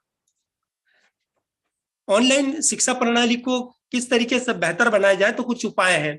तो सबसे पहला जो उपाय है वो है सरकार को या उस टीम को प्रशिक्षित शिक्षकों की टीम का निर्माण करना चाहिए, जिन्हें ये पता हो सके, जिन्हें ये जानकारी हो या इस तरह का प्रशिक्षण दिया जा सके जिनमें ऑनलाइन किस तरीके से पढ़ाया जाना चाहिए वो उन्हें पता हो। एक अगर सर्वे की अगर मैं बात करूं तो एक सर्वे के अनुसार 47.83% लोग ही ई लर्निंग के लिए तैयार है, जो कि एक जो आंकड़ा है वो बहुत कम आंकड़ा है।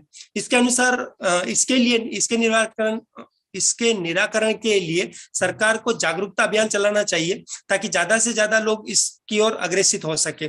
फिर ऑनलाइन डिग्री को ज्यादातर मैंने देखा है कि ऑनलाइन डिग्री जब प्राप्त हो जाती है तो उसको बहुत ज्यादा महत्व नहीं दिया जाता। तो ये एक बेटर हो सकता है कि हम जब ऑनलाइन अगर कोई कोर्सेज कर रहे हैं तो उसको बहुत अधिक उसको उस अनुसार महत्व मिलना चाहिए उस डिग्री को।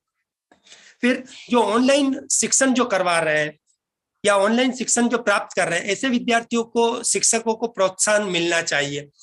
अगला जो आता है वो है कि जो ऐसे दुर्गम क्षेत्र हैं, पहाड़ी क्षेत्र हो गए हैं, वहां पर नेटवर्क की सुविधाएं उपलब्ध हो जानी चाहिए। और अंतिम जो आता है वो है कि आर्थिक रूप से जो कमजोर विद्यार्थी वर्ग है, ऐसे विद्यार्थियों के लिए इस प्रकार की योजनाएं बनानी चाहिए जिसके तहत उन्हें कंप्यूटर, लैपटॉप, मोबाइल इत्यादि उनको उपलब्ध हो सकते हो। सरकार द्वारा कुछ प्रयास किए गए हैं जिसके अंतर्गत स्वयं, जैसे पूर्व वक्ताओं ने भी बताया कि स्वयं, please conclude, try to conclude doctor Mukesh. जी मैम, बस लास्ट है मेरा। स्वयं जो है वो पोर्टल 9 जुलाई 2017 को लॉन्च किया गया। दूसरा प्रधानमंत्री ई विद्या योजना है, तीसरा दिशा पोर्टल है और चौथा है डेजी डिजिटल सुलभ सूचना प्रणाली। ये विकलांग विद्यार्थियों के लिए या जिन विशेष वर्ग के विद्यार्थियों के लिए ये डेजी कह करके एक प्रणाली शुरू की गई है। धन्यवाद ma'am, thank you very much ma'am. बहुत धन्यवाद डॉक्टर मुकेश शर्मा सर। और मैं क्षमा मैं प्रार्थी हूँ कि आपका जो नहीं। पावर पॉइंट प्रेजेंटेशन है वो चलाने में थोड़ी सी परेशानी हुई और उसको हम नहीं। चला सके। और एक प्रश्न जो है वो चैट बॉक्स में है ऐश्वर्या का, what could be done to cater individual differences in online education.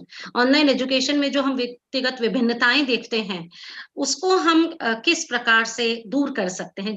Digital divide की जब ये बात कर रही हैं तो उस संदर्भ में यदि आप अपना कोई मत देना चाहें। मैम प्रश्न एक बार फिर दोहरा पाएंगी? एक्चुअली मेरे यहाँ पे भी कनेक्टिविटी की थोड़ी सी प्रॉब्लम आ रही है।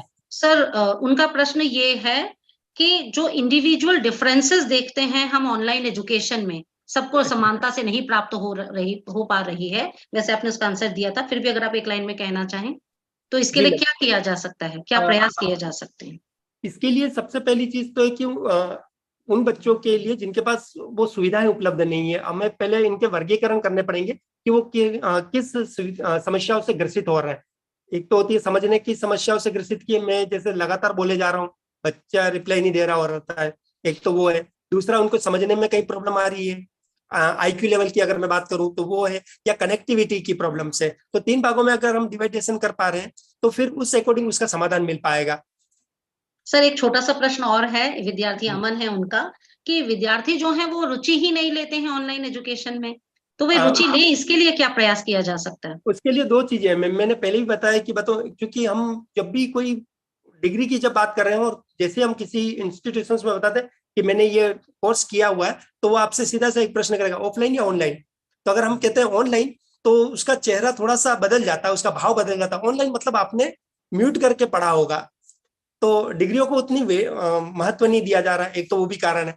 दूसरा मुझे लगता है, दूसरा व्यक्तिगत मेरा ये कारण है कि जिन लोगों को सीखना होता है वो कहीं से भी सीख लेते हैं, पढ़ लेते हैं। और इसमें सबसे बड़ी जो बाधा आती है वो है टाइमिंग की बाधा, क्योंकि जब क्लासेस जब चलती है तो कई घंटे क्लासेस चलती है और इतना समय बच्चे वहां बैठ करके ऑनलाइन जब बहुत छोटी सी स्क्रीन पे वो चीज देख नहीं पाते, तो उनकी रुचि अपने आप समाप्त होने लग जाती है कि इतनी देर बैठेगा कौन। Thank you, sir. Thank you, Dr. Mukesh. Now we move on to the next presentation. Dr. Rajesh Dhaka, sir. Are you there? Dr. Rajesh Dhaka, sir.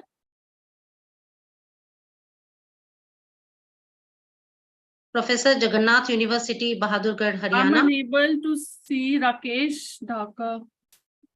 I Dr. don't think Rajesh any Dhaka. person is available with Rakesh Dhaka. Okay, Ma'am, please kindly move towards the next. Okay.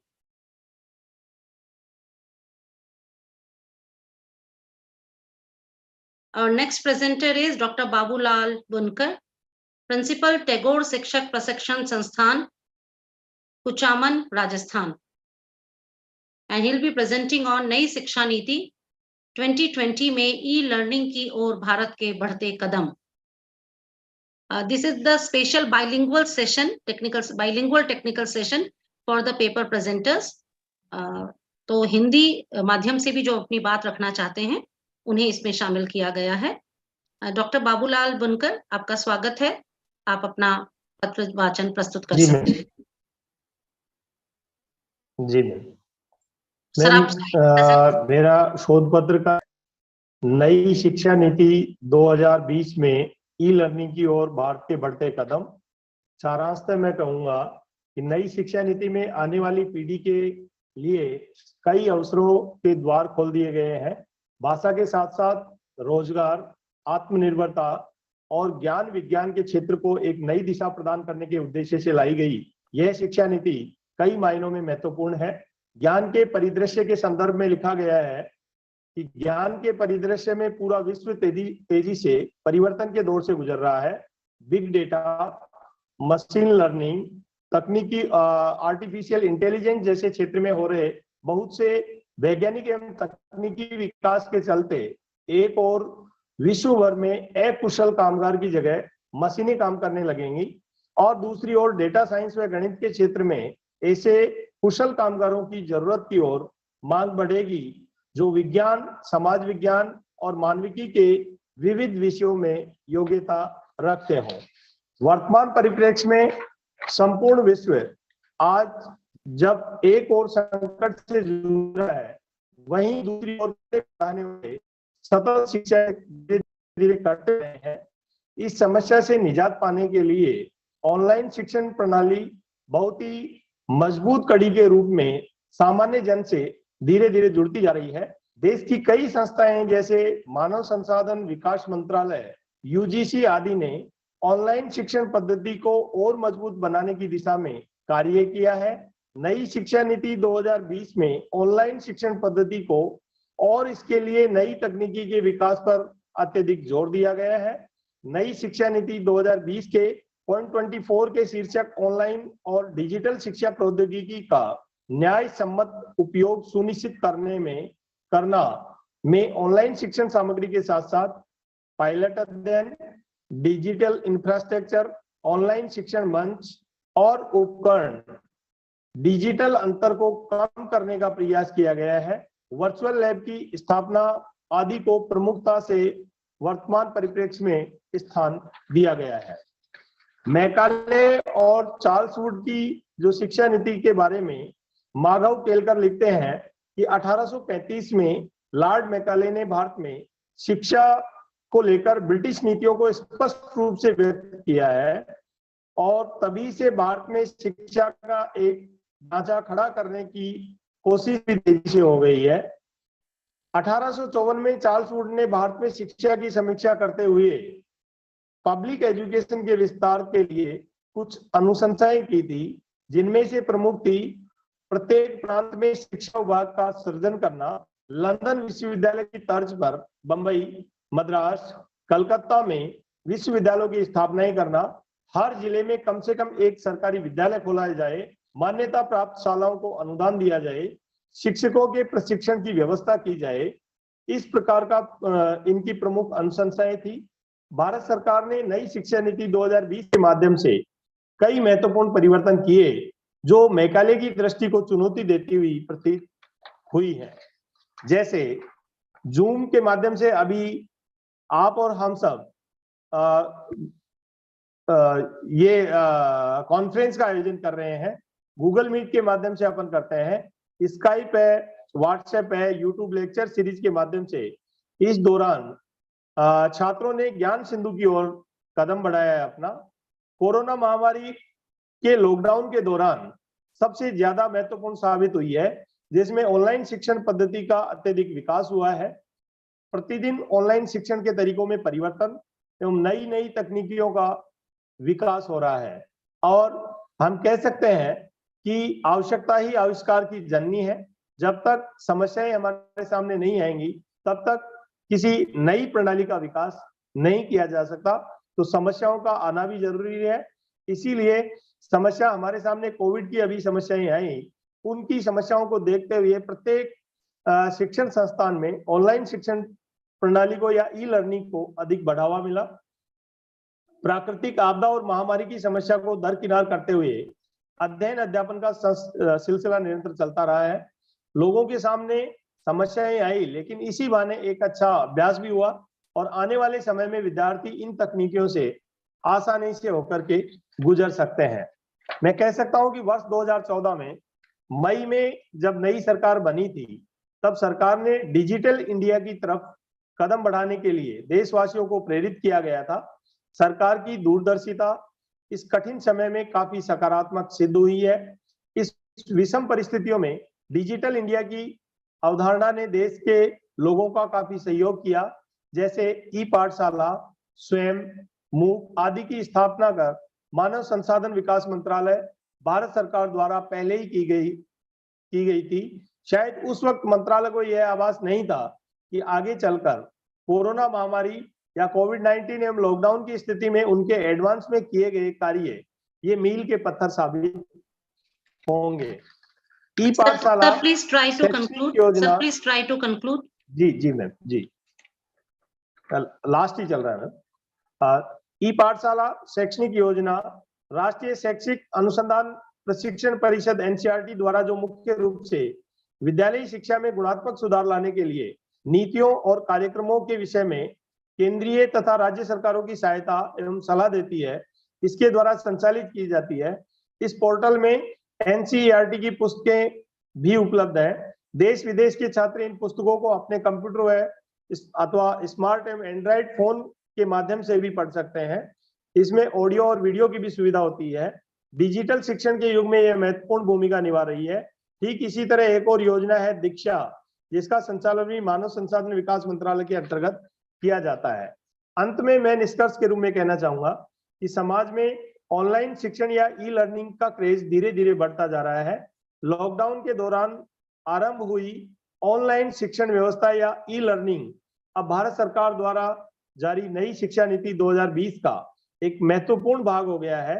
सरकार इस दिशा में नई शिक्षा नीति के माध्यम से कई महत्वपूर्ण बदलाव के साथ साथ तकनीकी विकास को गति प्रदान करेगी, जिससे कि देश के कोने कोने के विद्यार्थियों को लाभ पहुंचेगा।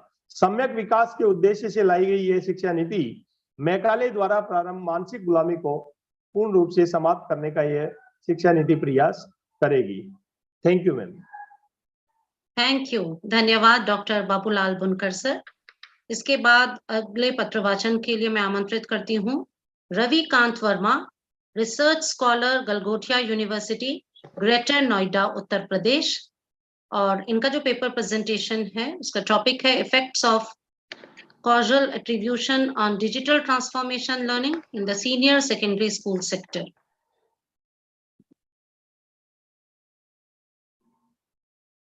Mr. Ravikant Verma, sir. Jennifer ma'am, you are on mute. Okay, I think. Okay. अभी डॉक्टर राजेश जो इससे पहले थे उनका भी मैसेज मैं देख रही थी कि वो अनम्यूट नहीं कर पा रहे हैं अपने आप को। Doctor Rajesh Dhaka, professor, Jagannath university, Bahadurgarh, Haryana. If you are present, you are invited to present your paper. Doctor Rajesh Dhaka ji, आपको अनम्यूट कर दिया गया है।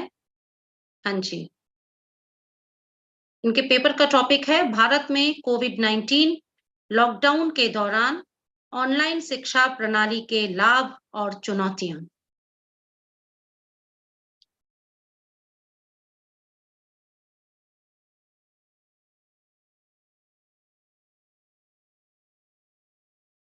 Doctor Rajesh Dhaka, now you can speak.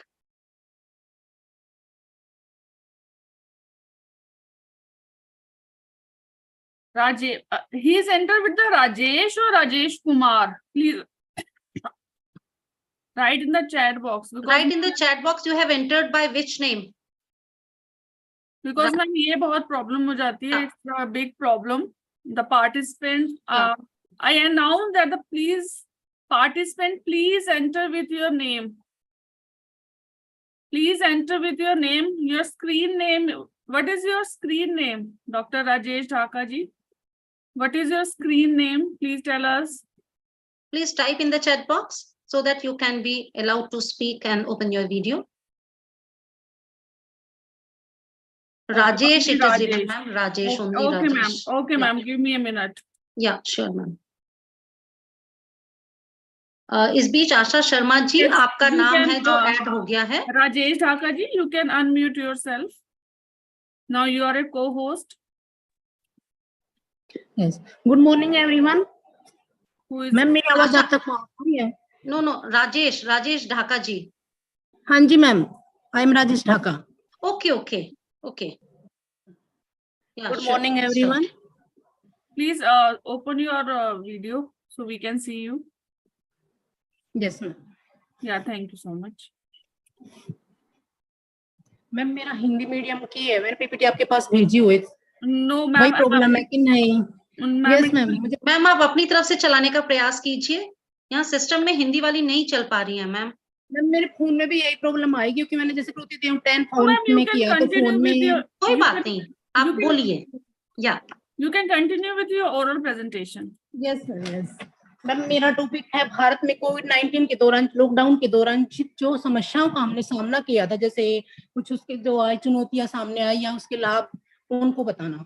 ठीक है, तो पहले हम बात करते हैं कि ऑनलाइन एजुकेशन हमारी, वो इंटरनेट उपकरण के द्वारा हम जो टीचर्स हैं स्टूडेंट्स के बीच जो संवाद उत्पन्न होता है, उसको हम ऑनलाइन एजुकेशन कहते हैं. ठीक है, यह हमें इंटरनेट पर आधारित शिक्षा भी इसको हम कह सकते हैं. इसमें क्या होता है कि हम एक क्लिक से सारी की सारी इंफॉर्मेशन पा सकते हैं. ऑनलाइन में हमें क्या होता है कि समय पर हमें जरूरतें महसूस हुई, लेकिन इसकी सबसे ज्यादा जरूरत हमें कब महसूस हुई? जब हमारे कोविड-19 में, लॉकडाउन में, जब हमारे पास स्कूल कॉलेज वगैरह बंद कर दिए गए थे अचानक से, हमें ऑनलाइन क्लासेस लेने के लिए बोल दिया गया था. तो हमारे सामने समस्या थी कि हमें ऑनलाइन एजुकेशन पता ही नहीं था कि हम कैसे ऑनलाइन कक्षाएं उपलब्ध स्टूडेंट्स तक करा सकते हैं. कुछ टीचर्स को पता था, उनके द्वारा हमें ट्रेंड किया गया. ठीक है, लेकिन आगे आने वाले समय में इसका उपयोग ज्यादा बढ़ने लगा, जिसके कारण विद्यार्थी वर्चुअल रूप से अपनी शिक्षा जारी रख सकते थे अगर हम ऑनलाइन एजुकेशन स्टार्ट करते. फिर महामारी के दौरान शिक्षण संस्थानों और जो छात्रों में इसके अनुरूप जो हमने ढाला, उसकी चुनौतियों का सामना किया. इंटरनेट प्रणाली अभी तक कुछ छात्रों तक सीमित ही है, क्योंकि कुछ जो छात्र थे ग्रामीण क्षेत्र से थे, वो अपने घरों में चले गए थे, वहां पर इंटरनेट की सुविधा नहीं थी, या फिर उनके पास स्मार्टफोन वगैरह नहीं थे, लैपटॉप नहीं थे किसी के पास. तो उन चीजों का सामना जो स्टूडेंट्स ने करते हुए वो लोग इससे ऑनलाइन क्लासेस का फायदा नहीं उठा पाए और क्लासेज नहीं ले पाते थे. सभी छात्र इसका लाभ नहीं उठा पाए थे. ठीक है, फिर इसके अंदर मैंने दिया गया है कि जो ऑनलाइन हमारी एजुकेशन है, ये भारत में दुनिया भर में शैक्षणिक प्रणालियों को प्रभावित किया. इन्होंने स्कूल बंद होने से ऑनलाइन शिक्षा में जितनी भी इसकी मांग बढ़ गई थी, ऑनलाइन कक्षाओं के लिए जो पोर्टल व आवश्यकताओं की हमें आवश्यकता पड़ी, वो सरकार द्वारा जो पोर्टल दिए गए जिनके द्वारा हम ऑनलाइन बच्चों को ई लर्निंग मटेरियल मिल सकता था. सबसे पहले थी अर्पित वगैरह, ईपीजी पाठशाला जो केंद्रीय शिक्षा मंत्रालय है, उसमें पहली एक थी जो उद्देश्य सामग्री वगैरह उपलब्ध कराती थी बच्चों के लिए. ई विद्वान, राष्ट्रीय शिक्षा डिजिटल पुस्तकालय जो मानव संसाधन विकास मंत्रालय के परियोजना के देश में सभी नागरिकों को डिजिटल शिक्षण संस्थान उपलब्ध कराता था. शोध सिंधु, शोध गंगोत्री, शोध गंगा, जिससे रिसर्च वगैरह हम हायर एजुकेशन के लिए थीसिस वगैरह जो हम पढ़ सकते थे उससे. ठीक है, दीक्षा पोर्टल, स्वयं प्रभा, यह एक उन्नत शिक्षा हाई स्कूल या कौशल पर आधारित थी जो मुफ्त वेब पाठ्यक्रम जो बच्चों को MHRD द्वारा शुरू की गई थी. तो इसमें बच्चों को इससे कुछ ई लर्निंग वगैरह क्या मटेरियल प्राप्त कर लिया, या फिर जैसे हमने धीरे धीरे कर ट्रेंड हुए, हमने जैसे मूक से गूगल मीट है, जूम वगैरह से क्लास कंडक्ट कराई. ठीक है, उसके पश्चात जो इनके लाभ और चुनौतियां थे वो इस प्रकार से थे. लाभ देखी जाए तो कि नए कौशलों का विकास, कि नई कुछ स्किल सीखी इस टाइम में हमने, क्या कि कोविड के दौरान बच्चों ने क्या रचनात्मक गतिविधियां या पाठ्यक्रमों को अपनाया, उनके नए कौशल विकसित करने और उनको खुद को तैयार करने में मदद मिली. फिर फ्लेक्सिबिलिटी, कि हम कहीं पर भी हैं, अगर इंटरनेट कनेक्टिविटी हमारे पास अच्छी है तो हम वहां से क्लास कंडक्ट कर सकते हैं. जो स्टूडेंट्स हैं वो वहां से क्लास ले सकते हैं. रिकॉर्डिंग क्लास हम बच्चों को भेज सकते थे, वहीं से बच्चे बाद में भी पढ़ सकते थे अगर बच्चे उस टाइम पर नहीं ऑनलाइन क्लास ज्वाइन कर सकते हैं, या फिर यूट्यूब वगैरह से हम मटेरियल डाउनलोड करके बच्चों तक पहुंचा सकते थे. ठीक है, ऑनलाइन शिक्षा में एक आभासी कक्षाओं को हम पढ़ा, बहुत सारे स्टूडेंट्स को हम एक साथ क्लास ले सकते थे, बहुत सारे स्टूडेंट्स की. पाठ्यक्रमों को एकत्रित मतलब जैसे मटेरियल है गूगल वगैरह से हमें एक साथ पीडीएफ वगैरह बनाकर बच्चों का ग्रुप व्हाट्सएप पर ग्रुप बनाया उनके पास हमने भेज दे सकते थे। इंटरनेट की एक विशाल विस्तृत श्रृंखला दुनिया में अनंत कौशल व विषय सीखने के लिए हमें अवसर मिले। फिर लाभ के साथ साथ हमें अनेक चुनौतियों का भी सामना करना पड़ा। इसमें जो चुनौतियां दी गई थी वो जैसे मेन तो इंटरनेट कनेक्टिविटी। हम घरों में तो बहुत सारे ऐसे थे जो एरिया वगैरह देखते हैं या फिर हम यहाँ भी हमारे पास इंटरनेट सुविधा नहीं थी। हम अपने मोबाइल डाटा में जितना भी नेट वगैरह यूज करते थे, क्लासेज वगैरह हमारी दिन में अगर 4-5 क्लास कंडक्ट करते हम 2 या 3 ही क्लास कंडक्ट करा पाते थे। इससे ज्यादा हम क्लास कंडक्ट नहीं करा पाते थे अपने मोबाइल डाटा से, क्योंकि कनेक्टिविटी की प्रॉब्लम या फिर एरिया वगैरह की प्रॉब्लम आई बच्चों के सामने। दूसरा, शिक्षकों के लिए तकनीक एक बड़ी समस्या बनी हुई थी। वही जो हमने बाद में सीखा, देश के लिए अधिकांश शिक्षक तकनीकी के रूप से प्रशिक्षित नहीं थे। कोरोना काल में बच्चों को शिक्षा देने या जोड़े रखने के लिए भी उन्होंने एकमात्र साधन क्या किया, ऑनलाइन शिक्षा ही थी हमारे पास। लेकिन ये ग्रामीण क्षेत्रों तक नेटवर्क में इश्यू की प्रॉब्लम आ रही थी, इश्यूज वगैरह, स्मार्टफोन आदि लैपटॉप वगैरह की समस्या सामने आई थी। फिर कोविड-19 से पूर्व जो भारतीयों के अधिकांश शिक्षण संस्थानों को ऑनलाइन शिक्षा का कोई विशेष अनुभव नहीं था। ऐसे में शिक्षण स्थानों के लिए अपनी व्यवस्था को ऑनलाइन शिक्षा के अनुरूप ढालना, छात्रों को अधिक से अधिक शिक्षण सामग्री उपलब्ध कराना भी एक बड़ी चुनौती बना हुआ था।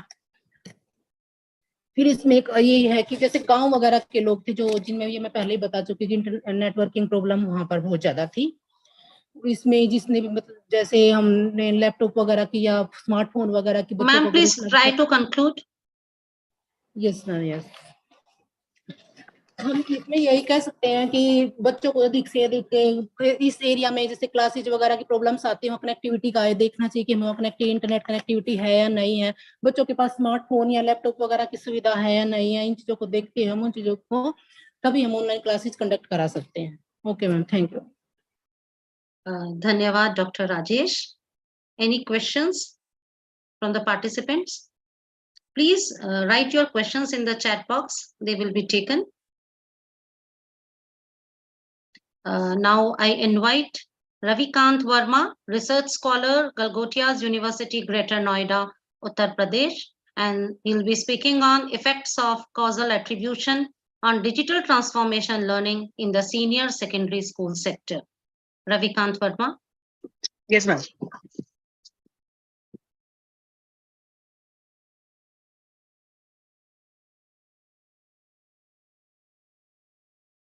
स्क्रीन से अलाउ कीजिए।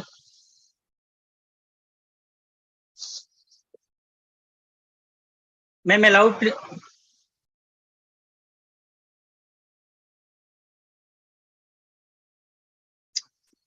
होस्ट ओनली इसकी डिस्टेंस एक मिनट डॉक्टर जुगनू, रविकांत जी को स्क्रीन शेयरिंग अलाउ कर दीजिए। Ma'am he is a co-host, he can. आप को-होस्ट हैं सर, आप कर सकते हैं।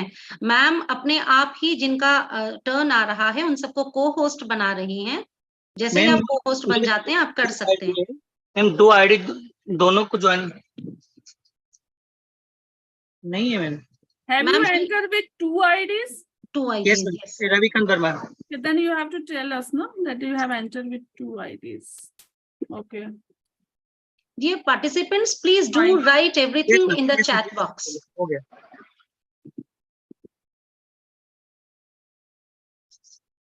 Yes.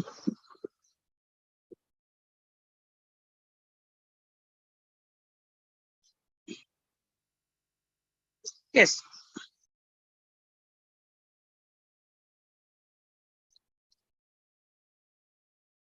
My topic: effects of casual attribution, digital transformation, e-learning in the senior secondary school sector. My name Ravikant Verma, research scholars, Galgotia University, GB, UP, India. मेरी guide professor doctor Satyendra Gupta, professor and dean school education, Galgotia university, GB Nagar, UP, India. Next. Yes, background. To improve the system of senior secondary school in rural India, many people use computerized technology. Digital education is opening up new learning opportunity as the students engage in online advanced learning environment as the staff member modify their teaching method by utilizing cross-curriculum course, individualized coaching, new compromising effect models, and the board agree the creative element learning strategy. A 21st century approach to measuring students achieve the anticep that the student will not only the knowledgeable consumer to digital content, but also powerful and influence production in the computerized media, democracy abilities, and translating ideas through original errors and information preparation and the substance session. E-learning. The Indian Constitution declared education to be the fundamental right. On the words most effective educational system is found in India. Digital transformation is the process of integrating digital solution into my domain. Products novel ideas. As for the Indian senior secondary school sector is concerned, the processing of the digital transformation has been extremely slow. With most institutions only the occasionally using ICT tools such a laptop, LCD projector, and a smart board, and speak educational website, videos, and that method is providing supplementary information during the teaching learning process. Traditional teaching in learning process have the limitation due to growth, geography, and the times. Well, e-learning has increased the number of the educational options because of the internet rapid growth, the development information technology, and multimedia. E-learning has the ability to change individual knowledge, skills, and performance according to educational institutions. Their method to deliver education and providing agenda change significance as the result of the introduction and the growth e-learning technology. Types of the e-learning, बहुत से ऐसे types of learning है. Computer managed learning CL, computer science institution CAI, skin online learning, fixed e-learning, empty learning, linear e-learning होता है, ठीक है. Interactive e-learning, individual e-learning, and contextual learning. Yes, improvement of e-learning students. Improvement learner-teacher contact. E-learning allow students to access education from the anywhere and at time provide the convenience and the accessibility for all. Learner-centered approach. Next है consumer material, ठीक है. Multi-contributions, anyone learning, internet as e-communication, multimedia nature वगैरह. Next e-learning tools. My e-learning tools, webinar जैसे हो गया, podcast हो गया, blogs हो गया, विकिपीडिया हो गया, कैनवा, यूट्यूब वगैरह, Googles, messenger, email. Educational approach mock हो गया. एजुकेशनल अप्रोच में अन अकाडमी वगैरह, ठीक है, NPTEL, खान अकाडमी, स्वयं, बिकॉज वगैरह. Right now my research paper, variables, independent variable, gender and type of schools. Dependent variable attitude toward e-learning. Objective to study main skill of the type of school, gender over e-learning in senior secondary school students. To study the interaction sequel of the type of school and gender over e-learning in senior secondary school students. Hypothesis of studies. There is no significant difference in the main sequel of the type of school and gender over e-learning senior secondary school students. Yes, second hypothesis, there is no significant difference in the interactional skill of the types of school and gender over e-learning senior secondary school. Limitations से मेरी studies की, the investigation in the study are limited to the students of the senior secondary school in Ghaziabad district, Uttar Pradesh, India. The present study is the conflict only to students 9th and 12th standard. The study considered only the types of school and gender of the students. Yes, research design, a descriptive survey method was employed. The result present study. A sample of 220 students was taken using a multi-stage step random sampling technique. The research paper has an attempt to find out influence of attitude toward e-learning or senior secondary school.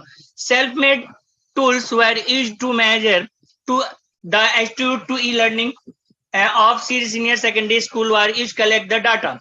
Two-way annonia with a 2x2 factorial design where they use the analysis of the data. Yes, major finding. मैं finding क्या आया मेरे? The main effect of the type of school of e-learning among senior secondary school was found significant. The main effect of gender B on e-learning among senior secondary school was not found significant. Say, third, the double integration effect of the type of school and gender A and B was found significant in e-learning among senior secondary school students. Yes, references. Thank you very much.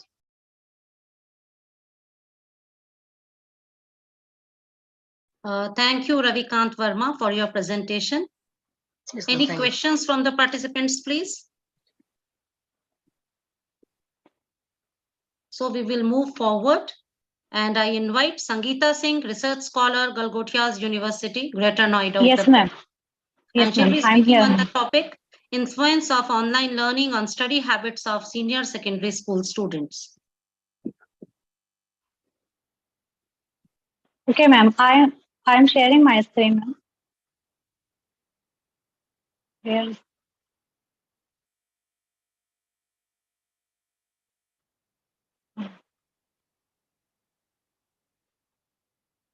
Reena ma'am, can you tell me who is next in the line? Yes, ma'am. After Sangeeta ma'am, Rosie Tigga. Okay, ma'am. Ma'am, can you share my PPT, ma'am? I'll try. I can't find. What is your topic?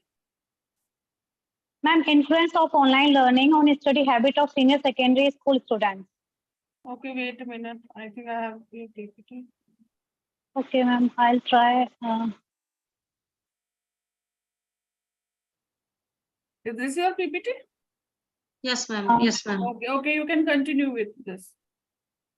Okay, ma'am. Myself, Sangeeta Singh, research scholar, Galgotias University. First of all, I would like to thank you that you selected my paper and give me an opportunity to express my views on this international platform. My today's topic of my presentation is influence of online learning on study habits of senior secondary school students. Next slide, ma'am.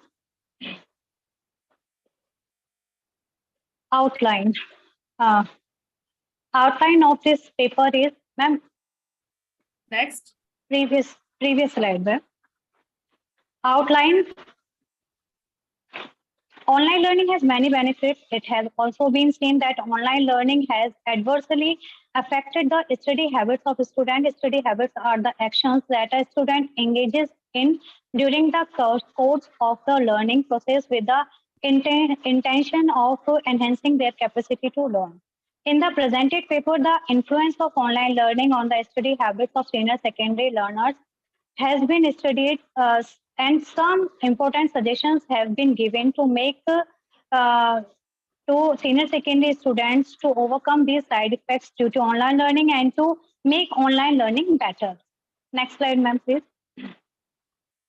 Online education has completely changed. Online education has completely changed the nature of education. Now, online education is very prevalent everywhere, whether it is a village or a city. You cannot you connect with online education anytime, anywhere in the country or abroad. The shift to studying online is not straightforward. Senior secondary learners need to drastically alter their study habits. Ma'am, my PPT. Wait a minute. Wait. Can I continue, ma'am? Yes, you can continue.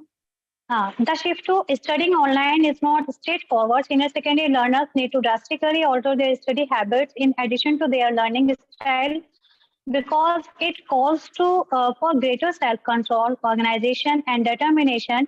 It is important to develop good study habits for online classes. These habits ensure that adult students get the most value out of their program coursework, and they improve their retention while expanding their skill and industry knowledge. Ma'am, my slides, next slide. Next slide, ma'am, please. Objective. The aim of this study was to analyze the influence of online learning on study habits, senior secondary school students, and some suggestions have been given to senior secondary students. Methodology. A review of these critical components of educational effectiveness will support the development of a framework that will demonstrate the immense importance of the good study habits during online learning. Next slide, ma'am, please. Methodology.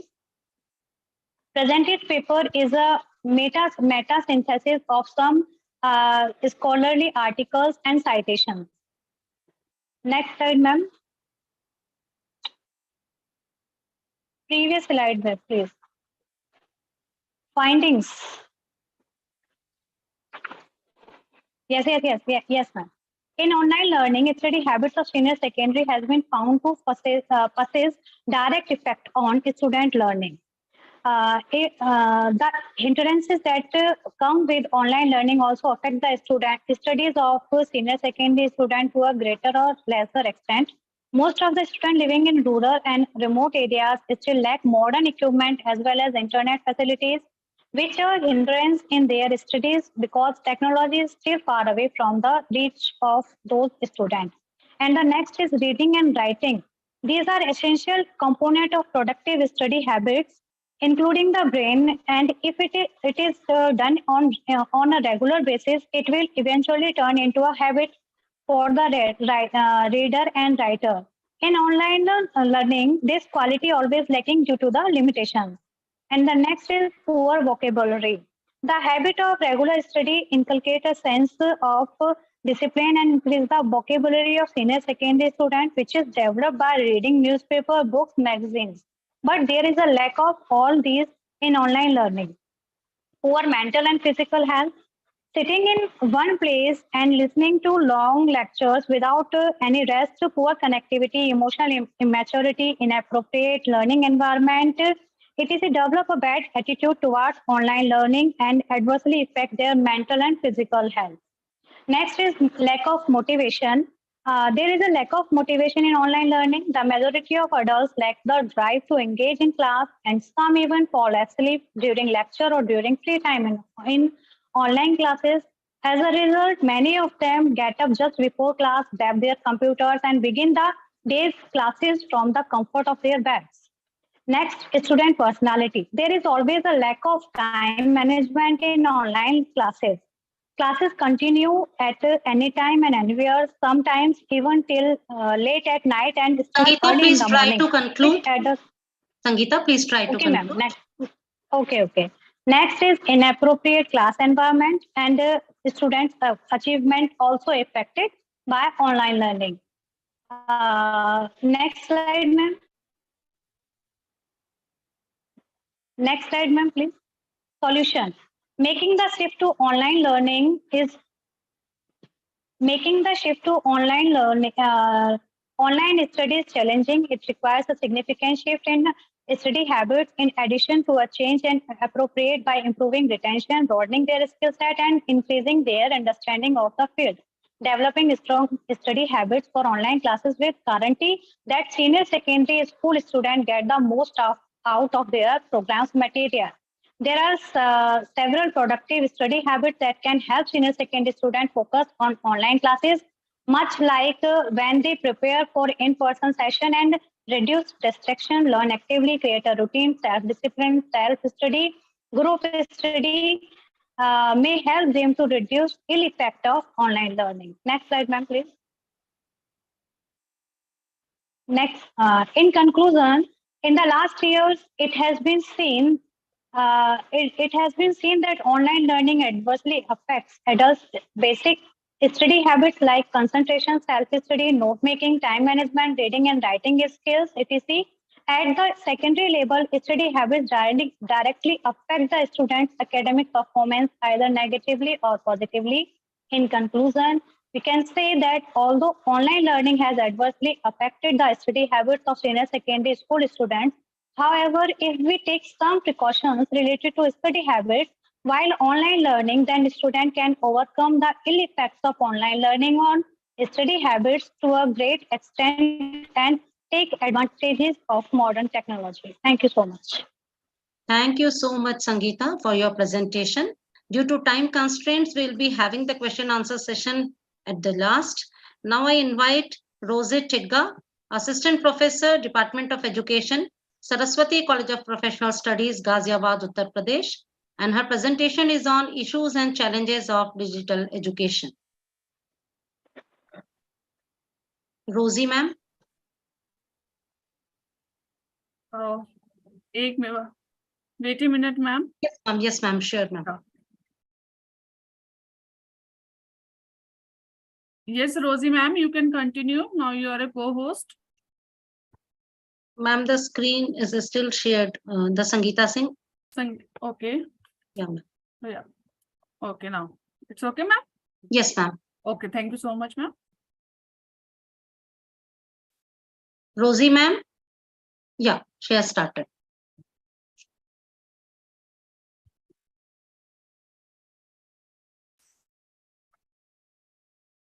Please Good morning. Video too. Ma'am, I'm not able to open the Okay, video. okay, it is okay. It is okay. A very good morning to all. I am Rosie Tigga, Assistant Professor, Department of Education, Swasati College of Professional Studies, Ghaziabad. I am going to present the paper on topic Issues and Challenges of Digital Education. When we think about digital education, the first thing that comes in our mind is computer, laptop, mobiles, iPad, etc. In simple terms, digital education is the use of technology and digital tools to teach and learn. Digital tools can be a variety of applications, websites, and learning platforms. Now we come to the benefits of digital education. The first one is the flexibility. A student can learn at any time and at any place according to his or her convenience. The second one is the customization, or we can see the personalized learning. Each and every individual is different. Students के need के accordingly उनको पढ़ाना. कोई student जल्दी सीखता है, कोई late में.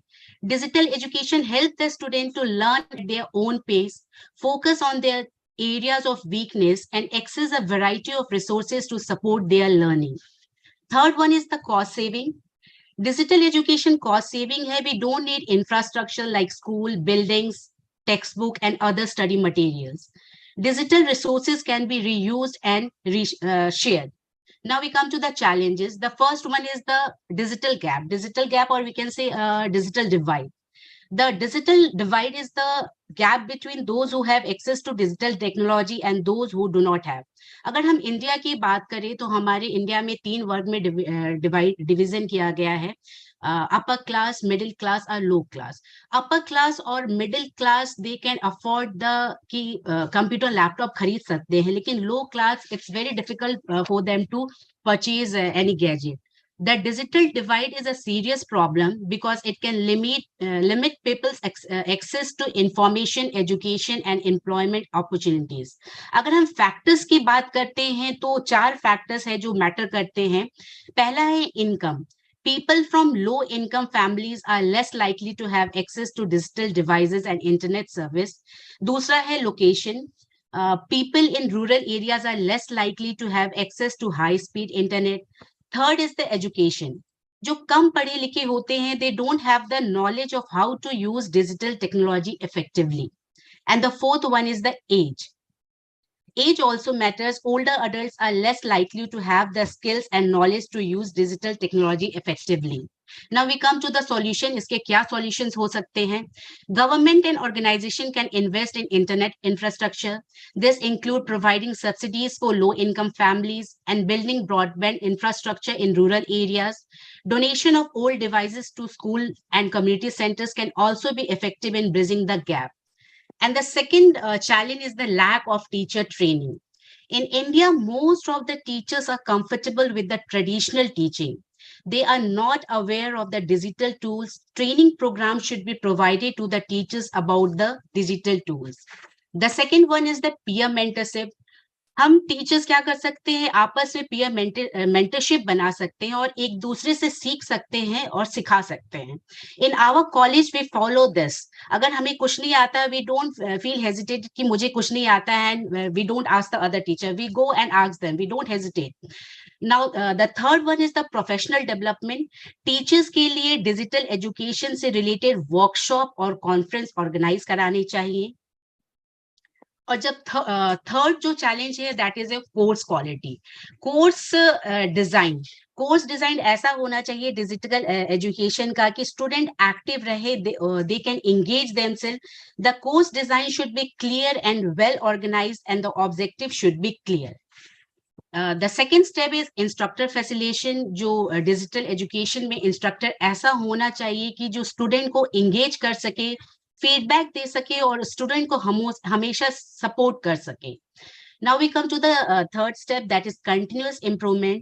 कोर्स में कंटिन्यूअस इम्प्रूवमेंट प्रोसेस होना चाहिए.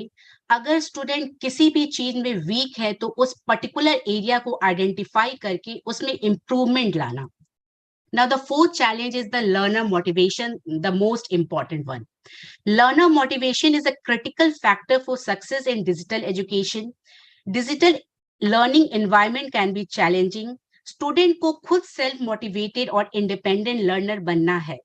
Student need to be able to set their own goals, manage their time and stay on track with their studies without the constant supervision of a teacher. अब इसके solutions क्या है कि हम course इस तरह से डिजाइन करें कि वो थोड़ा इंटरैक्टिव हो और एंगेजिंग हो. Provide students with opportunity to collaborate and connect with others by creating online discussion forums.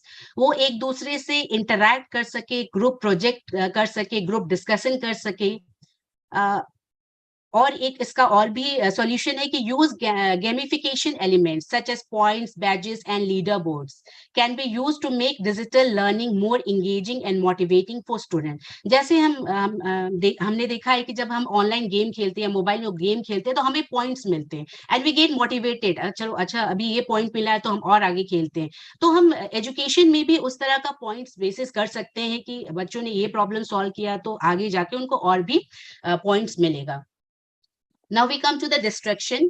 Digital education. Ma'am, please conclude. Ma'am, please conclude. Now we come to the recommendation. Recommendation में कि digital gap को हम किस तरह से दूर करेंगे. Government organisation को इनिशिएटिव लेना चाहिए.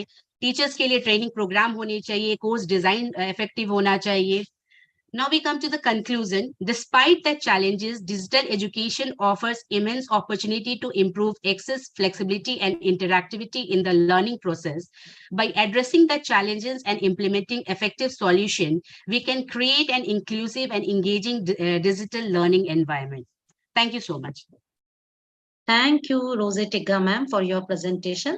Thank you. Our next paper presenter is Anshuman Srivastava, Research Scholar, University of Allahabad, Prayagraj, Uttar Pradesh, and he'll be speaking on exploring the impact of digital and online education on quality education in India.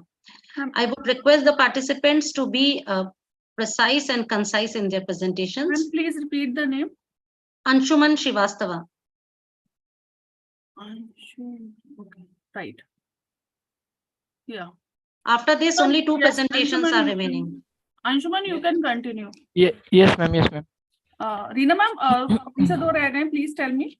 Ma'am, the two ones are the late additions, and they are Asha Sharma and Rajesh Kumar. Both are research scholars from Galgotia University. Okay, ma'am.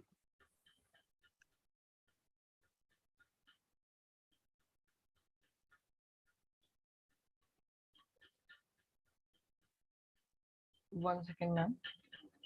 Just a second. Yeah, sure. We can see the screen. Yes, ma'am. Thank you, ma'am. First of all, myself, Anshuman Srivastava. I am research scholar from Department of Sociology from University of Allahabad. Thank you so much. Thank you so much for giving me such opportunity for giving me opportunity for presenting my presentation on topic exploring the impact of digital and online learning on quality of education in India. Am I audible? Yes, you are. Yes. Yes. Please continue.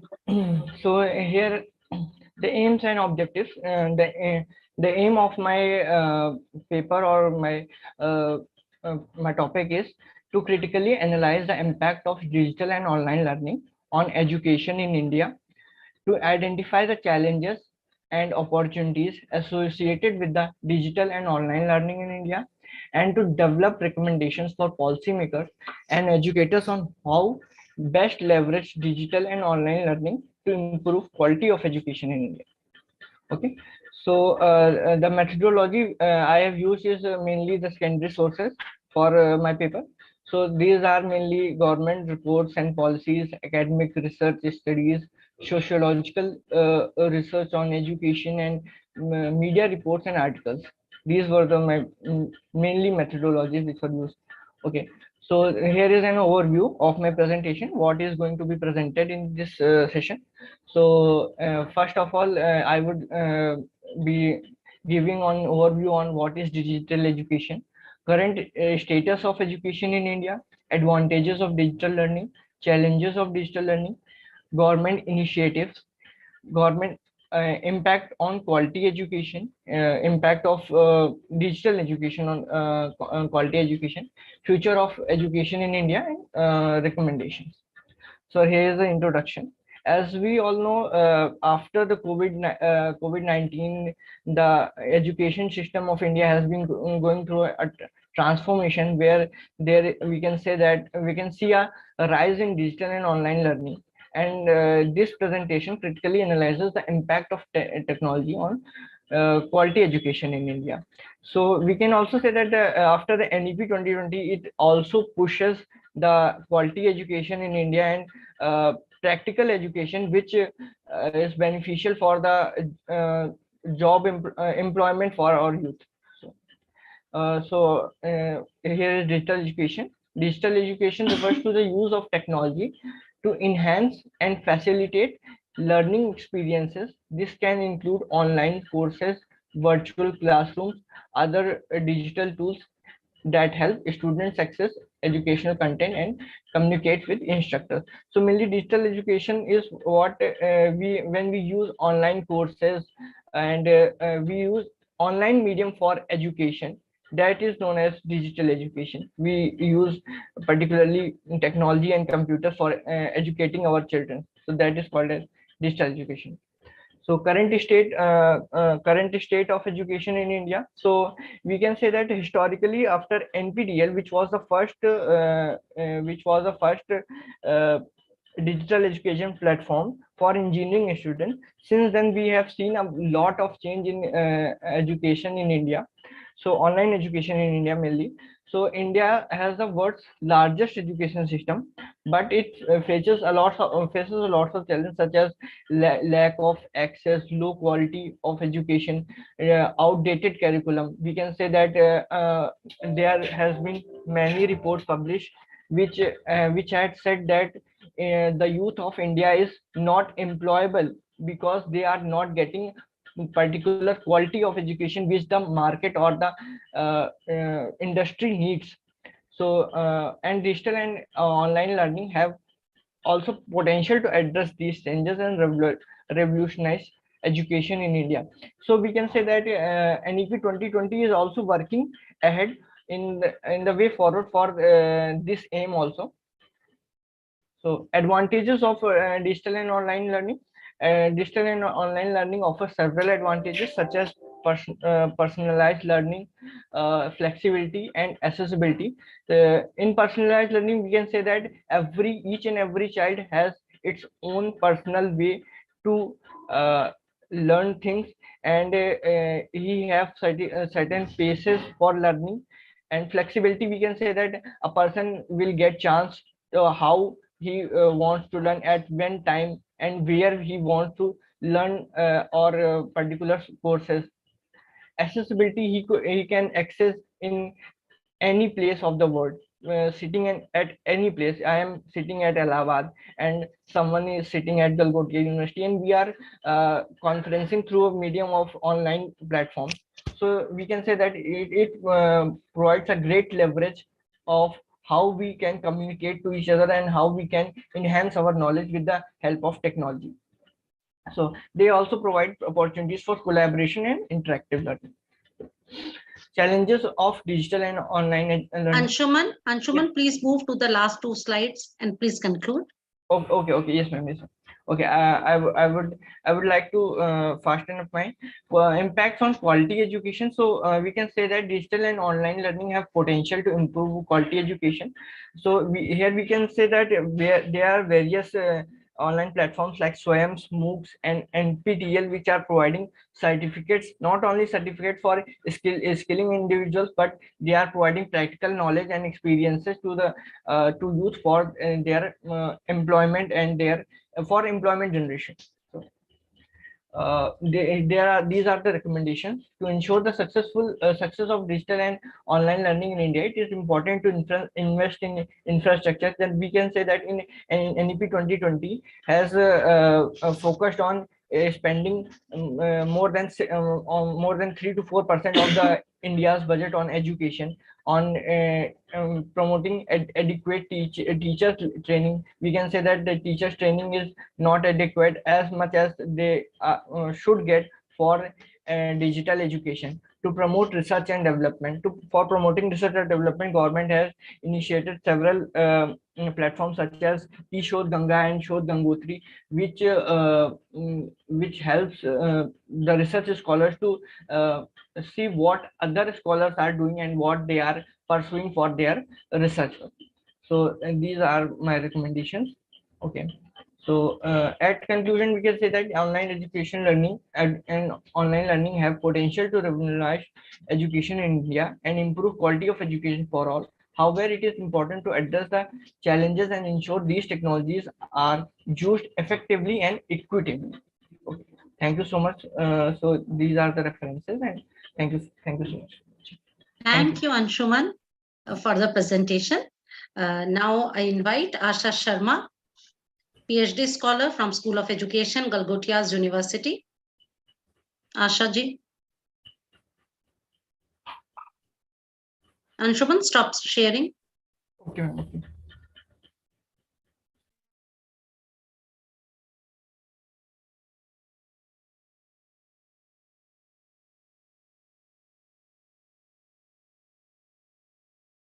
You are a co-host now.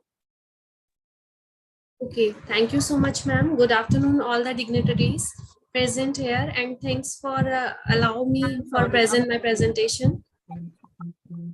Hey, wait a minute. Yes, you can share.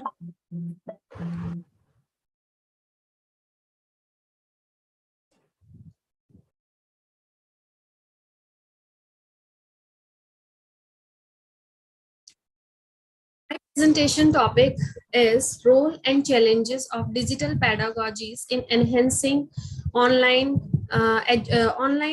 learning in quality learning in higher education institution. Presented by myself is Asha Sharma, research scholar, School of Education, Galgotias University, and the next outline of the presentation is digital pedagogies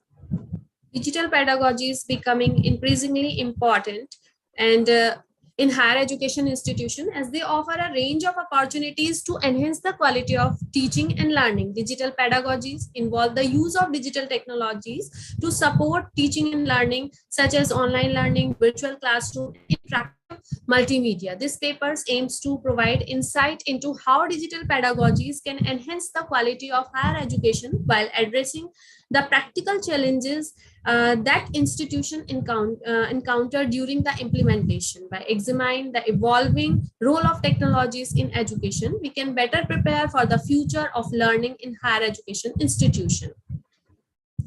Introduction. If we talk about the introduction, higher education institutions worldwide are increasingly turned to digital pedagogies to enrich the learning experiences. These innovative approaches encompass a wide range of strategies, including online course, blended learning, virtual simulations, and interactive multimedia resources. They hold the promises and expanding access increasingly. Asha ji, sorry to interrupt, but I would request you to please move to the portion which you want to emphasize. Okay, Significance of the study. This study addresses the critical issues in higher education by investigating how digital pedagogies can improve the quality of education. It provides valuable insight that can guide these stakeholders in adopting and implementation digital pedagogies strategically. And the objective of the study is to investigate the impact. The study aims to systematically investigate and analyze the influence of digital pedagogies on the quality of education in higher education institution. Next is to provide insight and recommendation. The study seeks to provide valuable insight and recommendation for the studies, guidance and how to maximize the benefits of digital pedagogies while effectively addressing the identified challenges, thereby enhancing the overall quality of education. And this research aims to intend the upscales and implementation of digital pedagogies. Next is role of digital pedagogies in enhancing quality. Personalized learning. It's better for personalized learning, interactive content, and access to diverse resources. Digital pedagogies allow to tailored instructions catering to individual students' needs, interests, and learning styles. And digital resources such as multimedia presentations, simulations, and interactive exercise make learning more enhancing and dynamic. And these resources can help students grasp complex concept and retain information effectively. Online platforms grant students access to a wealth of digital resources, including ebook, academia journals, and multimedia materials. Next, various case studies of the institution addressing these challenges of digital pedagogies. University of California, Irvine, UCI implemented a faculty development program that offers training and support for the instruction and transition to digital pedagogies. Same as ASU has tackled equity concern by providing students with laptops and internet Miss access. Asha, I'm really sorry to interrupt. We will be getting late for the next session. So please try. Last. Please. So, solution on recommendation of this study, faculty development program. Institution should establish comprehensive faculty development programs and invest in the technological infrastructure and promote accessibility, commit to making digital resources and courses accessible to all the students, and address equity, develop strategy to bridge the digital drive among students. And next, recommendation for enhancing the role of digital pedagogies, align the learning objective, ensure the digital pedagogical methods align with clear learning objective and outcomes, blend traditionally and digital, employs a blended learning approaches that combine traditional in-person instruction and engage the emerging technologies, assessment and feedback, develop effective assessment strategies for digital courses. And at the last conclusion, strategies such as faculty development programs, robots technology support, and a focus of accessibility and inclusivity are instrumental in overcoming challenges and ensuring effective implementation. Continuous evaluation and quality assurance process are necessary to maintain the standard of digital courses and materials. And we can contribute to the field. The study makes several significant contribute in the field of informed design making, faculty development emphasis, equity and inclusivity, future orientation, and quality assurance. If we talk about the informed design making, it provides higher education institution, administration, and policy maker the valuable insights. And faculty development example emphasis, the study underscore the importance of faculty development program in ensuring successful digital pedagogies implementation, highlighting the role of educators in shaping the future of education. And equity and inclusivity, it emphasizes the need for institution for addressing equity and inclusivity concern. And for the future orientation, the exploration of the emerging technologies and trends in digital pedagogies prepare institutions for the evolving educational landscapes. And quality assurance, the study underscores the significance of equality assurance measure to maintaining the integrity of the digital courses, contributing to the ongoing pursuits of educational excellence. In conclusion, this research underscores the transforming potential of digital pedagogies in higher education while acknowledging the challenges that must be addressed by heeding the findings and recommendation of the study. Institutions can harness the benefits of digital pedagogies and continue their journey towards providing high quality education to a diverse and dynamic student body. Thank you so much, ma'am. These are the references. Thank you so much. Thank you so much, Ms. Asha. We are very, very impressed by the presentations of various research scholars, and it has been an honor to have you here. Our last presentation is by Mr. Rajesh Kumar. And as we are moving short of time, I request him to be very concise and precise. Rajesh Kumar. Okay, ma'am. Okay, ma'am. Thank you, ma'am. Myself, Rajesh Kumar, research scholar, Galgotia University. I thank a lot to all respective organizers to this conference to provide me opportunity to present the paper on the title. My title is Use of Technology in Online Education for Secondary School Students. Ma'am, can I present my PPT? Yes, you can present. You are a co-host now. Okay, ma'am. Thank you.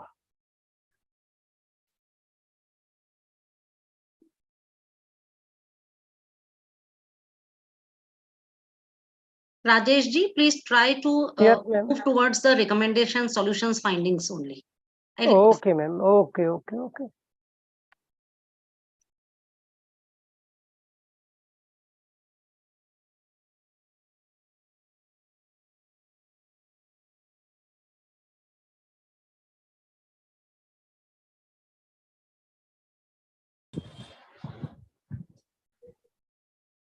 Ma'am, I sent PPT to tag 3.1. So please share.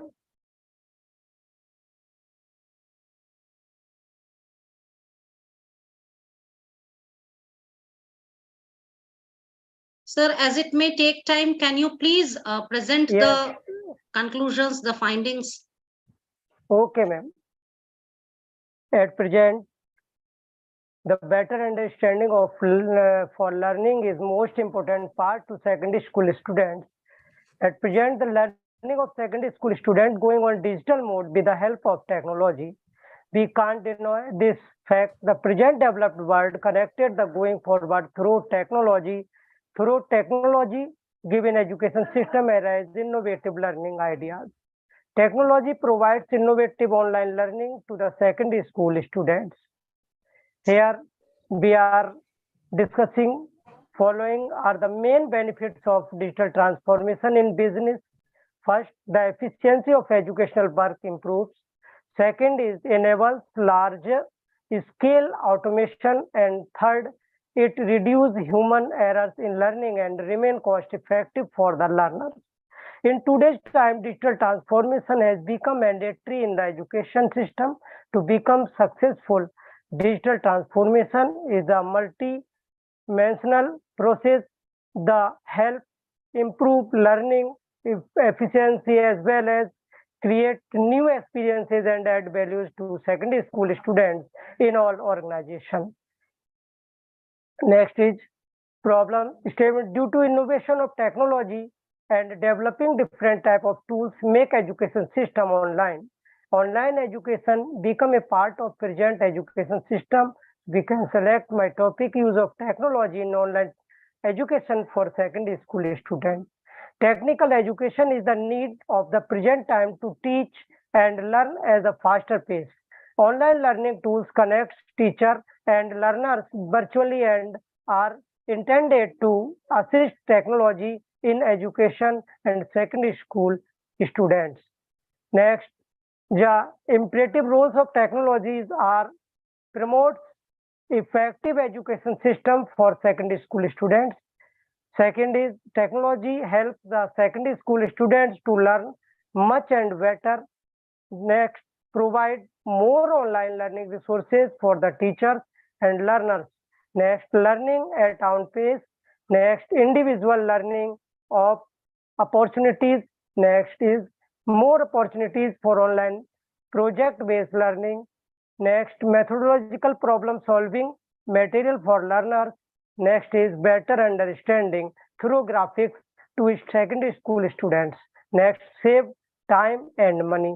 So we can say digital transformation can change the learning styles and can make changes in digital era. Findings and discussions are through the use of electronic tools, oral presentation and group projects in the classroom for secondary school students. Entertainment can make learning more dynamic and interesting for students. Students have been employing a variety of gadgets for online learning. Many different digital gadgets are being employed in education to change secondary education's quality to make it more user-friendly and accessible. As a result, students are able to study more rapidly and teachers are also becoming more effective teachers by becoming interesting in the connected to cutting-edge digital technology. Next, solutions or recommendations. Please conclude. Please conclude. Okay, ma'am. Okay, ma'am. Develop research project in digital education for academic success. Develop rigorous methods for the evaluation to digital education at secondary level. Scale up digital training of secondary school teachers and also create a tech observatory in the school of secondary school students. At the last conclusion, students learn how to use technology in the responsible and ethically ways so that they can make decision and cultivate self-control technology in education prepares students to be prepared for long learning. Thanks. Thank you, Mr. Rajesh Kumar जी. इस सत्र में प्रतिभागियों की पत्र प्रस्तुति निश्चित ही हम सभी को digital transformation and online education के विभिन्न आयामों, वर्तमान एवं भविष्य में शिक्षा के विस्तार, गुणात्मक शिक्षा में इसके महत्व को जानने का अवसर दिया है. मैं आदरणीय chair doctor Sunita Arora ma'am से अनुरोध करती हूं कि वे इस तकनीकी सत्र का सार प्रस्तुत करें. Doctor Sunita ma'am.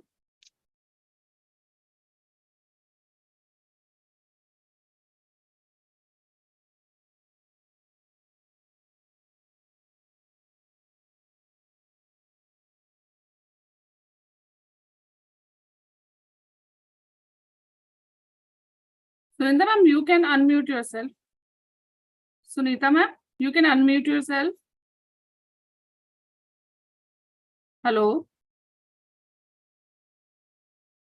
Yeah, ma'am, you can unmute. Yes.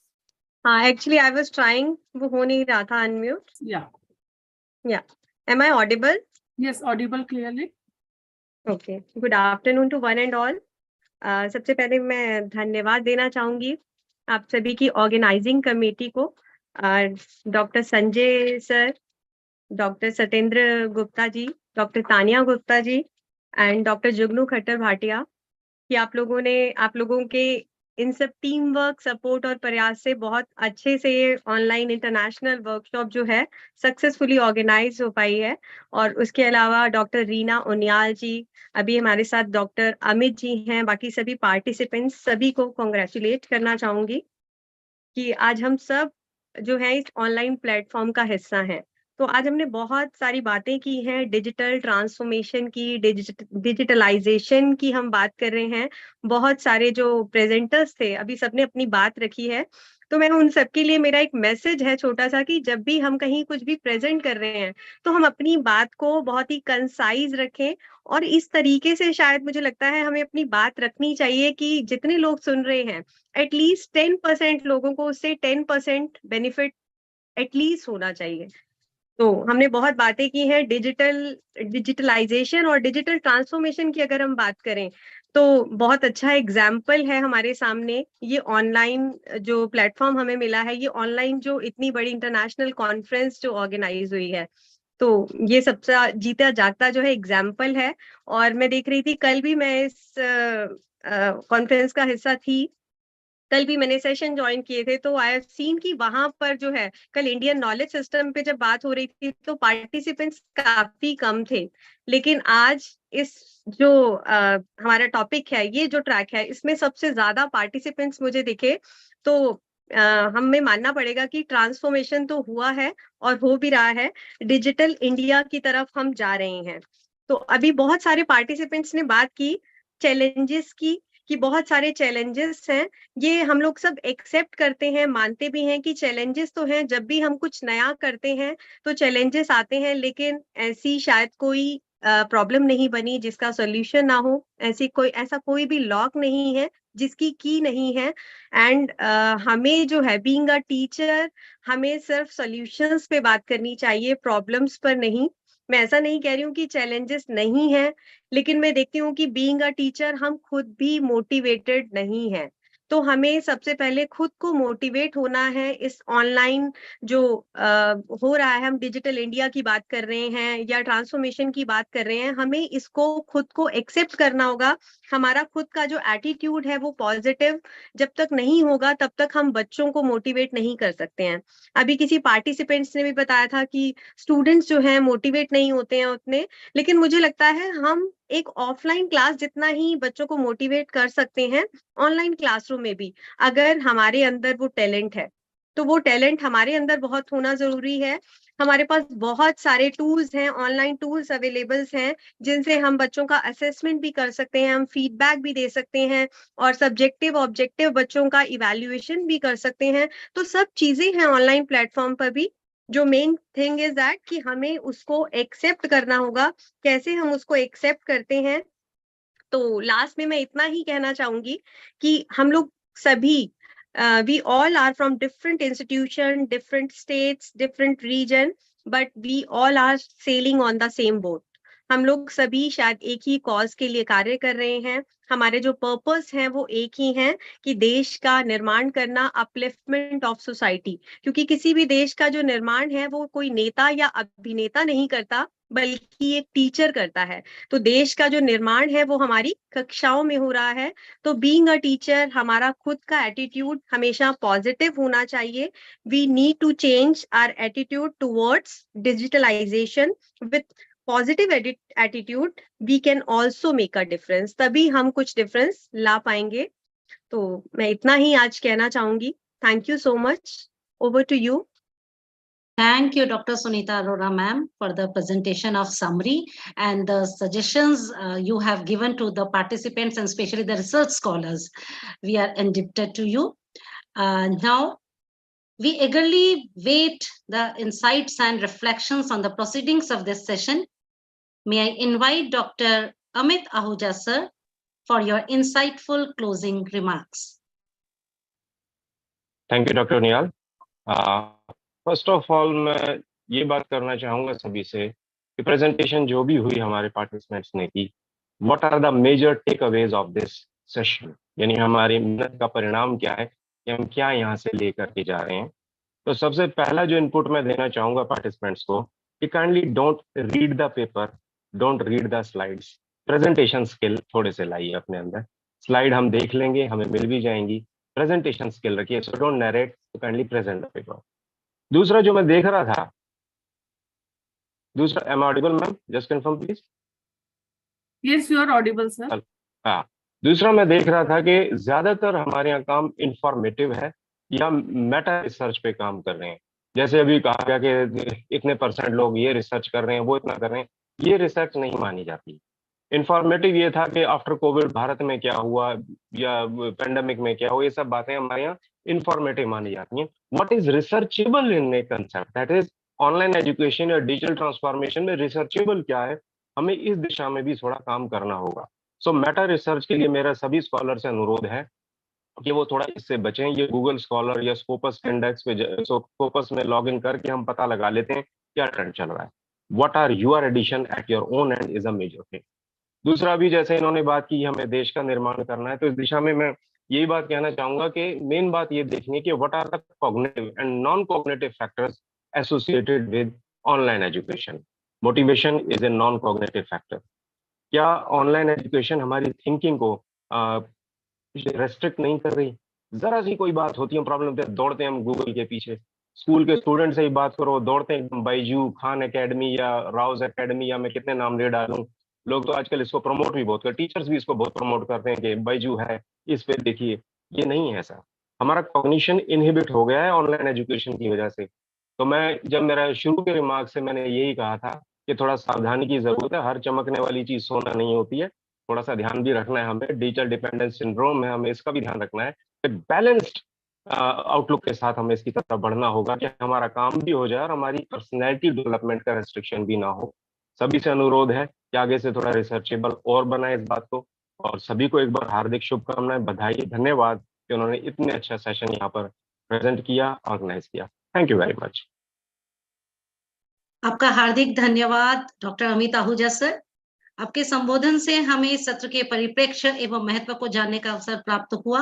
And I am very sure that all the presenters must have got an inspirations about how to pursue the research in the field of digital transformation and online education. Now, Dr. Ahuja, please accept as a token of gratitude from the organizers of the conference this virtual memento. Thank you so much, ma'am. It's my pride. I accept this. Thank you, sir. Thank you, sir. Respected chair, co-chair, paper presenters, participants, faculty, research scholars, and students.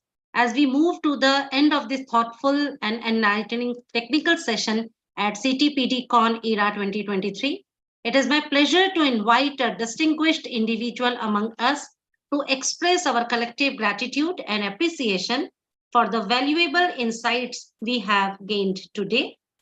Dr. Jugnu Khattar Bhatia ma'am, Program Director, Research Circle, CTPD India, Organizing Secretary, Ctpdcon-Era 2023, and also Convener Track 1, Indian Knowledge System. Dr. Bhatia is Principal, Satyug Darshan Institute of Education. No, I'll speak in a very brief. Faridabad is a dynamic administrator and educationist with more than 20 years of expertise in the field of education. She has presented her papers in many national and international conferences and is a publisher too.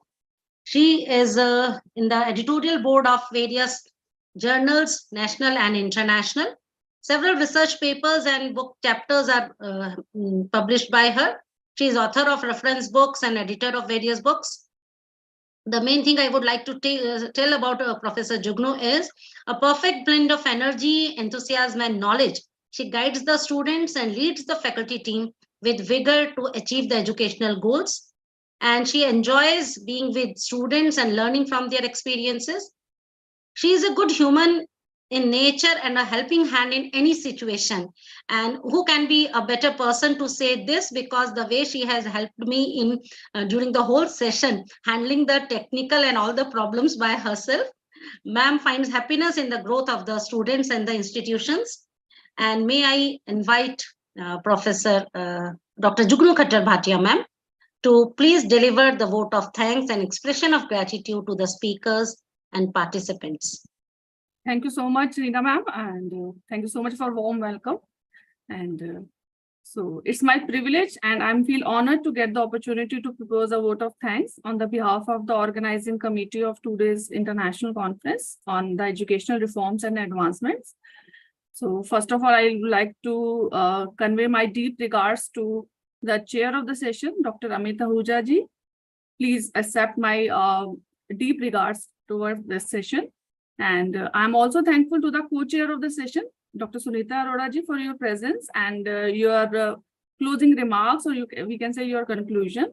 My sincere thanks to Professor Satyendra Gupta ji, Chief Advisor of today's international conference, and the Dean School of Education, Galgotias University, for presenting the overview of the plenary session.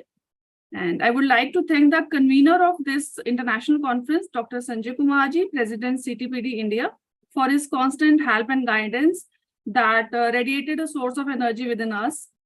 As we know that an event of this dimension can't happen overnight, the wheels starting rolling months in advance, and we have been fortunate enough to be backed by a team of very motivated and dedicated executive members of CTPD India, and obviously the volunteers also.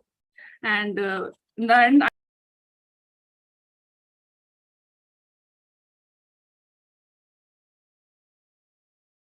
Professor Jugnu, Dr. Jugnu, you are mute. Dr. Jugnu. अभी हो गई मैं mute या पहले से? बस अभी हुई. हाँ जी. Okay. So I'm also thankful to the moderator of the session, Dr. Reena Unial Tiwari ji, who handled the event throughout. So a wide round of applause, and thanks to all the paper presenters and also the participants from different educational and professional organizations who have made a memorable one. And in the end, I would like to also join us for the next session at 1:30 p.m. And with the same link.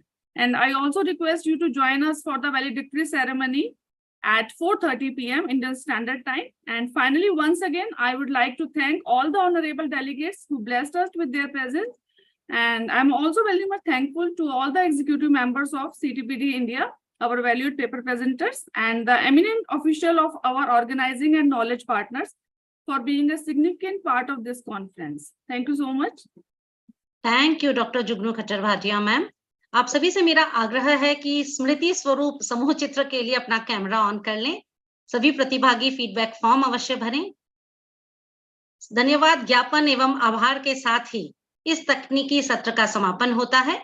ज्ञान प्राप्ति के लिए किया गया प्रयास हमें निरंतर ही मंजिल की ओर अग्रसर करता है. तकनीकी सत्र के दौरान आप सभी के ध्यान एवं सक्रिय सहभागिता के लिए हृदय से धन्यवाद. Thank you all. Thank you one and all. Thank you, Dr. Amit Ahuja sir. Thank you, Dr. Sunita Arora ma'am.